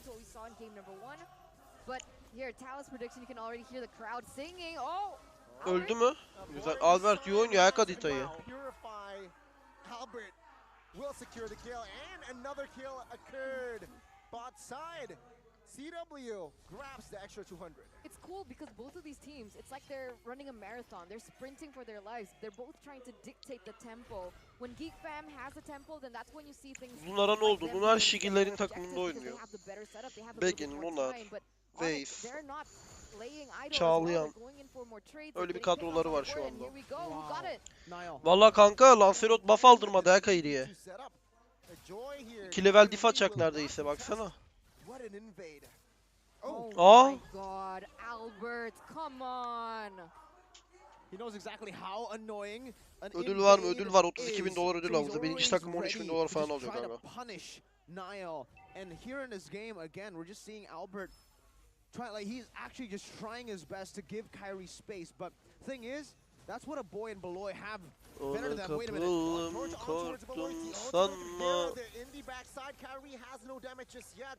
As Geek Fam, sure, they survive, but they have a test of the damage from the side of Onyx. Take a look at the torn apart memory. Yok beyler ya sessiz videonun. Slowly but surely building their lead as well. Yeah, slowly building their lead, slowly getting good trades on the board. You can see that Boots is also having quite a good time in that lane. Again, Albert!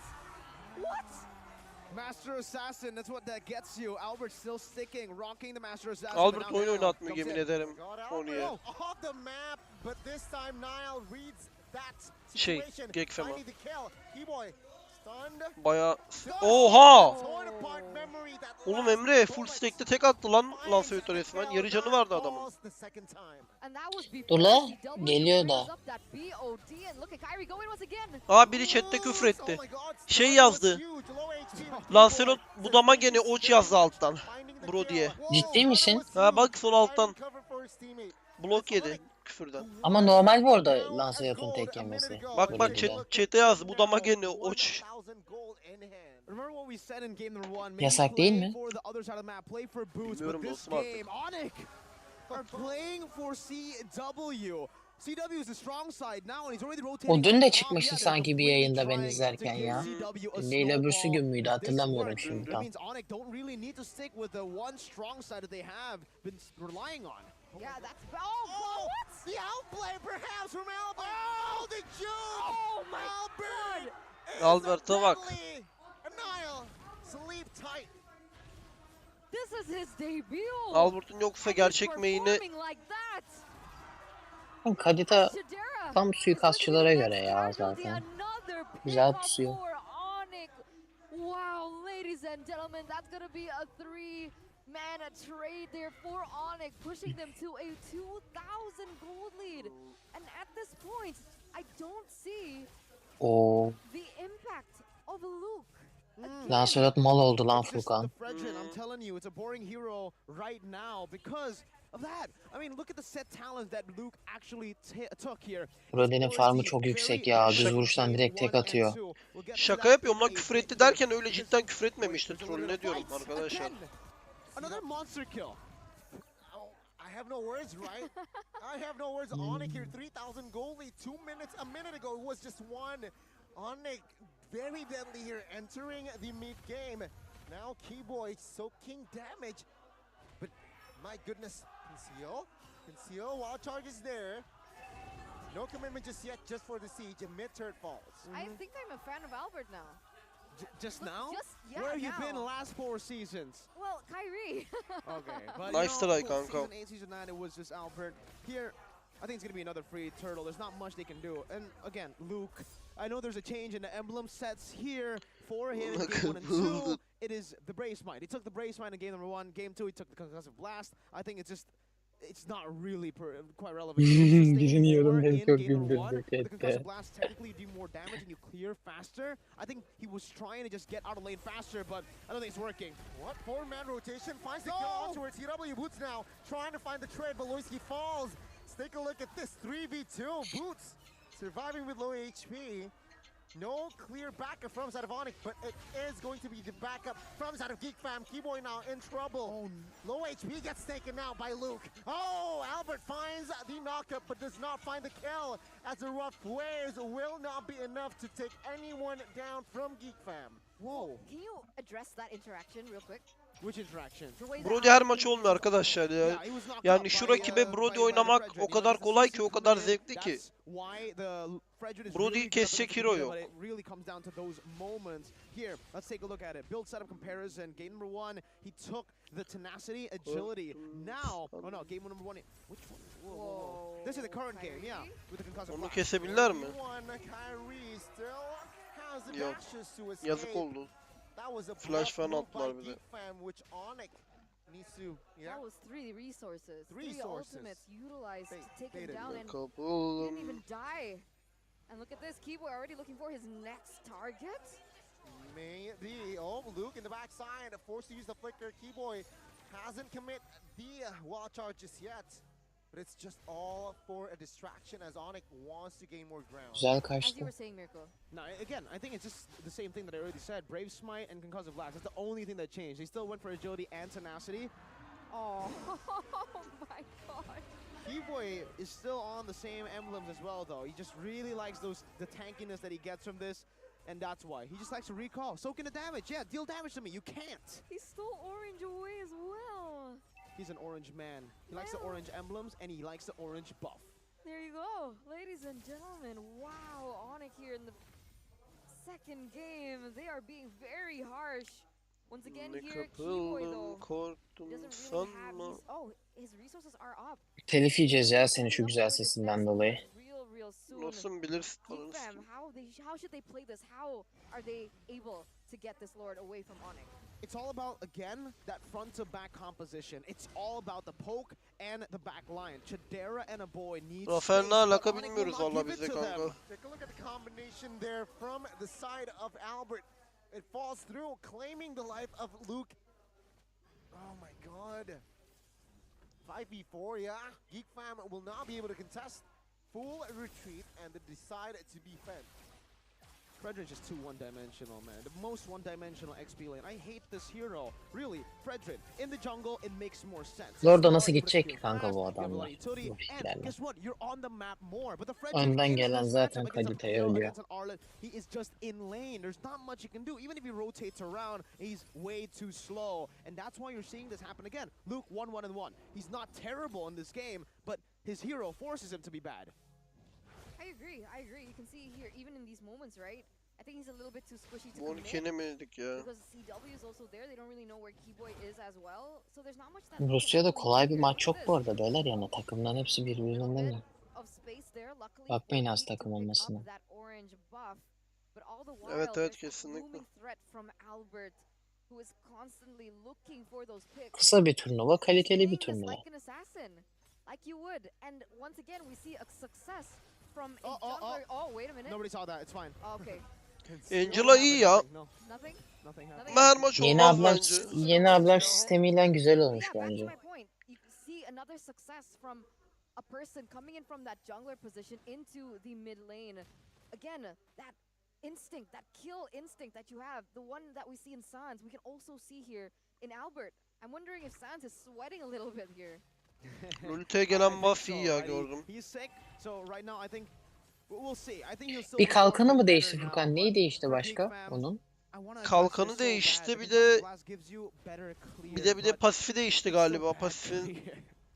ne oldu tam bilmiyorum So ama not worth it. o da It's like sadece 0.2, kalkan da so olabilir, emin it's- değilim, hatırlamıyorum. Stop picking Frederick. Ben Ultisi sadece aynı. fotoğrafını gördüm Ultisiyle değişiyor diye. Q'su aynı, kalkanı değişti, pasifinden emin değilim. That's why I expected it to go jungle. When they picked up the landslide, I was a bit confused. Especially they have picked up the profile. It just synergized well with the fighter. Then an assassin here. Ya kanka siz niye böyle pik attınız amına koyayım ya? Bize yarak gibi maç izlettiriyorsunuz. Kanka şeyin maçları ne zaman başlıyor ya? That's Albert for you, man. That's the assassin. Oh my god, Albert, rough ways. Woloski loses his immortality. No casualty just yet, though. Kyrie looking for a flank, not finding the angle. Boots, though, finds the engage. Oh, he gets taken out. A slight mistake there, perhaps overstaying. Luke now again forcing Onyx to retreat. Buz kendi ölümsüz sandı herhalde. Bush used the flicker there. Awkward engage, but it is still Geek Fam winning 5v4. Hey, if Luke wants to prove me wrong, he certainly can right now. He just got a massive pick for Geek Fam and Onyx.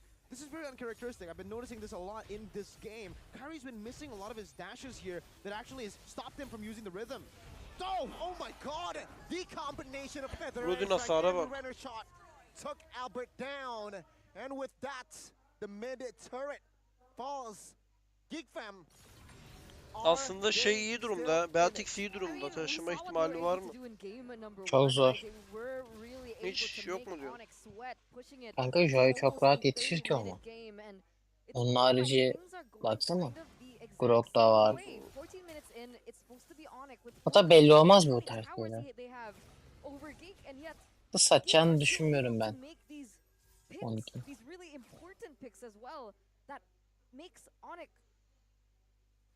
Unable to end as soon as possible. You know the Bigatron passive from last season? God, no. Early game, mid game, amazing. And then when it comes to the later stage, I don't know, there's just a switch. And Onyx, it really feels that way too, because okay, not as bad, they didn't lose game one, but it feels like they just really struggle in the mid to late transitions. Even Geek Fam here with significantly less map control. Heck, no map control. It was just the base turrets left. They're still able to push Onyx back, and this is not what we usually see from Onyx. So we'll see. Coming back to this game though, there is a bigger chance for Geek Fam to come back because Brody falls off harder than the claw that they had last game. Ulti atarken stun yese bile bozulmuyor mu? Emin misin lan la? Harbi öyle bir şey varsa çok OP bu arada. If it's not, then yeah, I completely agree with you. This is Onyx game to lose. Now we're entering the 15th minute of the game. You can see here that CW already trying to chunk out to the Lord. Luke already in the vicinity as well to make his mark. They have to be careful of Albert though. Whoa, whoa, whoa. Keyboy. Keyboy here with the angle. Albert forced one member there to use the flicker feather. Airstrike quite early. Is this the right call now? Trying to look for the Lord steal. Aa Lancelot aldı Lord'u. Bütün heyecanımı kaçırıyorsun moruk ya. Helal. And now he is looking to shred as Veloci falls in that backside. It's a 2-4-1, but Geek Fam gets the Lord. What a play, what a fight. And it's all CW in these skirmishes, man. He's really carrying Onyx at this point. 9-1-1, a beautiful flicker there to try to take them down. And he got literally the most prio target here, Chadera. With this Lord, they can just take it chill. They can clear it out still. Geek Fam can maybe take one turret out of this, the tier 2. But if Onyx plays it well, they might not even give this tier 2 turret. This is an issue. This is an issue now for Onyx once again. They're not playing this properly though. Geek Fam, they're gonna, even though that they didn't lose as many trades as Onyx, because of this pickup, oh god, Kyrie going into the back line onto a boy. Yeah, they have information that a boy has no purify. And So there you go. Interception popped. But Kyrie finding the kill. Kadera though in time to take the trade. It's a 1-for-1. Who's it worth it for? Karim aşağıda hep I think çok az it's way ölüyor lan. worth it for Geek fam. I mean, again, they are behind. Atlar Onyx otursandan don't have dolayı ya map herhalde. control. It has minions coming down. Geek fam can utilize this. Baksana 17 dakikada bir kere tek ölmüş. They go minions here. Marching towards the mid. Torn apart memory popped as well. Geek fam looking for the base turret. Does not find any. Onyx still with a Orada güzel oynadılar. I guess I understand, Bayağı. right? The purpose of being a Joy is the fact that you guys can deal damage to the back line. You can zone that back line.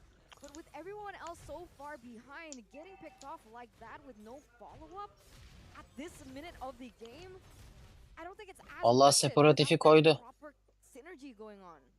Sephora it's piki really kötü diyordunuz tough. arkadaşlar, For bak. Onyx, they need to tackle Kazanacaklar. different angles, but they need to stay coordinated. There's still a lot of Vardır AOE bir bildiği from them dedi that they need to try to koçu. utilize. The rhythm in the rhythm itself cannot deal tons of damage without the proper setup, because Geek Fam will obviously just split up and create more space for Chadera and Aboy. They split up and it's already hard for Kyrie. Meanwhile, Ne yapıyorsunuz lan? This is the right call here. Ha, Albert is görmüşler so far adamı. away. Oh, take a look at the damage. Oh. Wind of nature, no problem, says Kyrie. And one man down. Take a look at Albert in that. Ne yaptılar amına koyayım? 2v1. Beloyski though will fall. Definitely this. Albert will not be able to sustain the damage. It's İlginç. another trade. 2-for-1 for Onyx.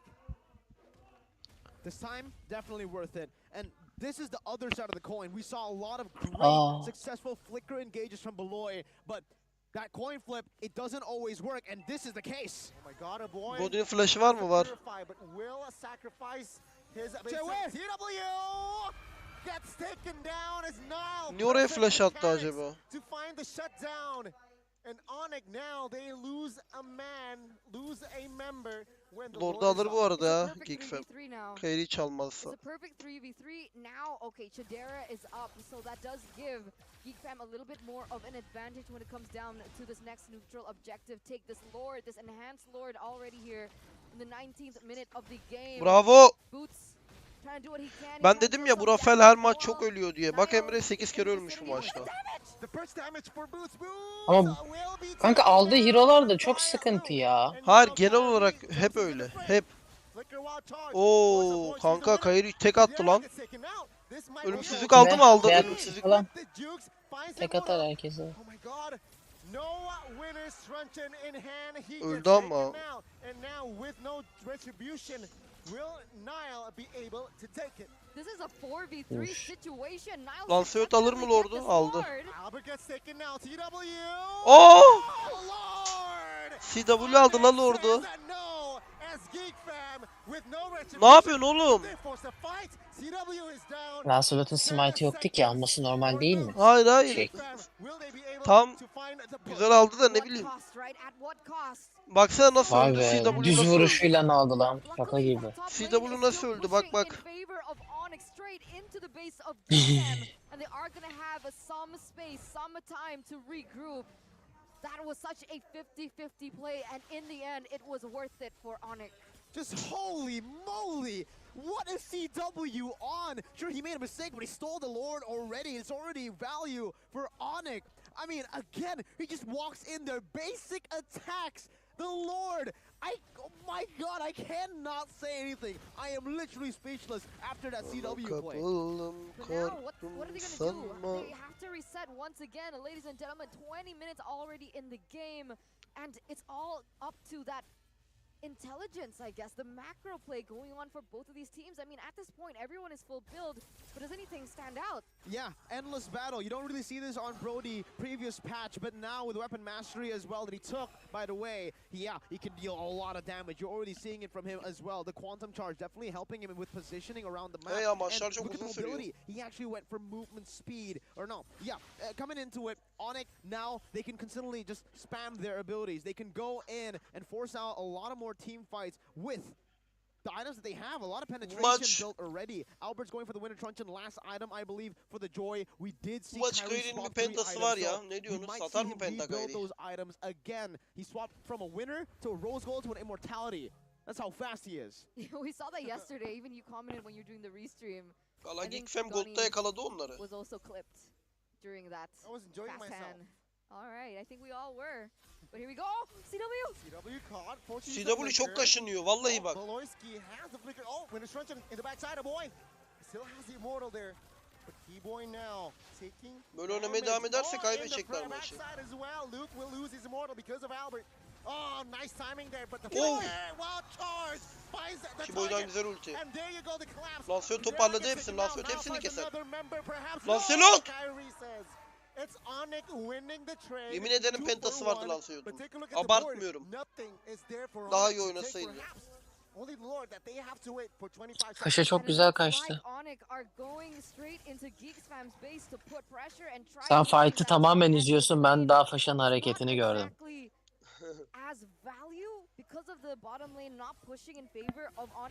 Şey yapsana kanka ya, direkt benim yayını değil de normal oyun yayını izle.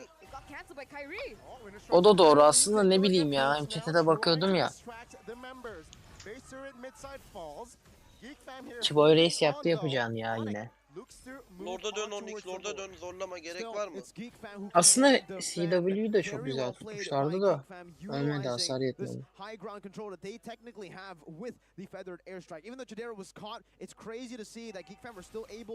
Böylece biter maç ya Lords'da. Kim tutacak şeyin hasarını? Brody'nin hasarını kim tutacak? Ama vuramıyor ki. Tarsa sokmaz içeri onu. Allah doğru. Onyx, they should be able to pick up this free lord. Aleykümselam Oğuz abi, hoş geldin. Onyx here with potentially the Onu last lord here. katıldım, korktum sanma. They don't make the same mistake. Yeah, it really depends, right? I think a lot of these team fights winning in favor of Onyx has been banking on Keyboy making a play, as well as Albert looking for the right targets. When both of these players are hinted out in terms of vision, it's a lot more difficult for Onyx to go for a straightforward team fight because of the AoE and the high ground that Geek Fam still possesses in a boy as well as Chidera. Looking at the items again for me. CW Eyvallah is Oğuz abi, sağ sold. The olasın. Rapid Boots now Abim has an Athena and a Rose Gold. Nile health HP has the immortal though. Boots. Well, forced Güzel deflediler Lord'u. to back away. Lord now. Flash ultisi var. Flicker watch charge fighting 3. Petrify Güzel. finds still. Kadera gets taken out. Ya buna Beatrix'in biraz daha dikkat etmesi gerekiyordu bence. Flash ultisi vardı Grow'un çünkü. Going to be Onyx finding the clean sweep. Lan tam diyecektim ki bu maç Kairi'nin bir pentası var, manyak attı vallahi bak. Bir 3-4 dakika önce öyle diyecektim. Onyx kazandı ama şunu söylemek istiyorum. Oynayın, oyunu çok düşmüş arkadaşlar. Veya öbür takımlar mı çok gelişmiş? Bilemiyorum ama Düşmesinin sebebi kadro değişikliği değil mi kanka? olabilir. Bir alışıklığı bozuyorsun sonuçta. Bence bir oyuncu bile çok büyük etken bu oyunda. Olabilir. Yani Olabilir. gördük yani bunun etkenini şeyde. Olabilir kanka. Bence bir alışıklığı bozmak çok saçma geliyor bana ya. Ama hasta diyorsunuz adam, o da var şimdi. Ben Albert Hamlar'ındaki amacı anlamadım zaten. Niye aldılar? Yani ne gerek vardı öyle bir oyuncu. Onyx zor kazandı bugün. Dün kaybettiler, bugün zor kazandılar. Ya daha ilk maçlar kanka. İlk hafta daha doğrusu ya. Dün Her de, şey çok değişebilir. dün de aynısını söyledim dostum. Hani Tam ilk hafta için ilk artık hafta, konuşmaya evet. gerek yok. Kaç hafta sürüyor kanka toplam bu? 4-5 mi? Bakmam lazım kanka. Çok sürüyor ya bunlarınki. Bayağı uzun sürüyor. 4 en az 4'ü biliyorum da 5 var mı acaba ya? Şu an emin olamadım vallahi tam. Hafta mı? Evet, hafta olarak sordum. Kanka yok lan, ne 4-5 haftası? En az 10 hafta sürüyor bunlarınkiler. O zaman benim yanlışım var. Ha, ben şeyle karıştırmış olabilirim. 8-10 hafta sürüyor. İşte, grup Bir aşamaları dakika. öyle, lig aşaması öyle, sonra playoff'lar da geliyor. Bir dakika Öyle. bakalım, şöyle anlarız, dur. Bayağı uzun Nerede sürüyor. bu? Sunshine'a selamlar Furkan'ım. Aleykümselam Oğuz abi. Oğuz abi mi? Aynen. Aleykümselam abi. Hoş geldin.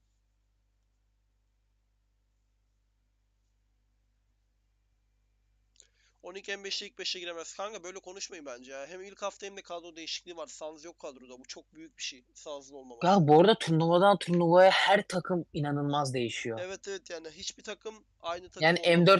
M4'teki Onyx'len şu anki bir mi mesela şeydeki geçen turnuvadaki Kesinlikle, bizim olduğumuz? Kesinlikle. Ya bilmiyorum ya, böyle net bir şey demeyin beyler. Turnuvada herkes çok farklı. Aynen öyle dostum. Ve ilk hafta adamlar zaten şampiyon olmuş. Onun da bir rahatlığı var üstlerinde. Hı hı. Her şey değişebilir yani. Evet evet.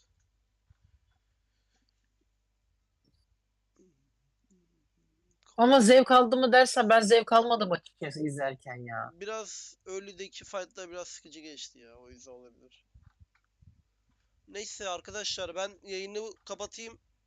RRQ maçını da beklerdim de 1,5 saat ara veriyorlar. 1,5 saat ne yapacağım burada? Canım çok sıkılır. Akşam 5 yayını açarım oyuna girersek. Şimdilik iyi günler diliyorum size. Akşamki yayını sizi bekliyorum. Hoşça kalın.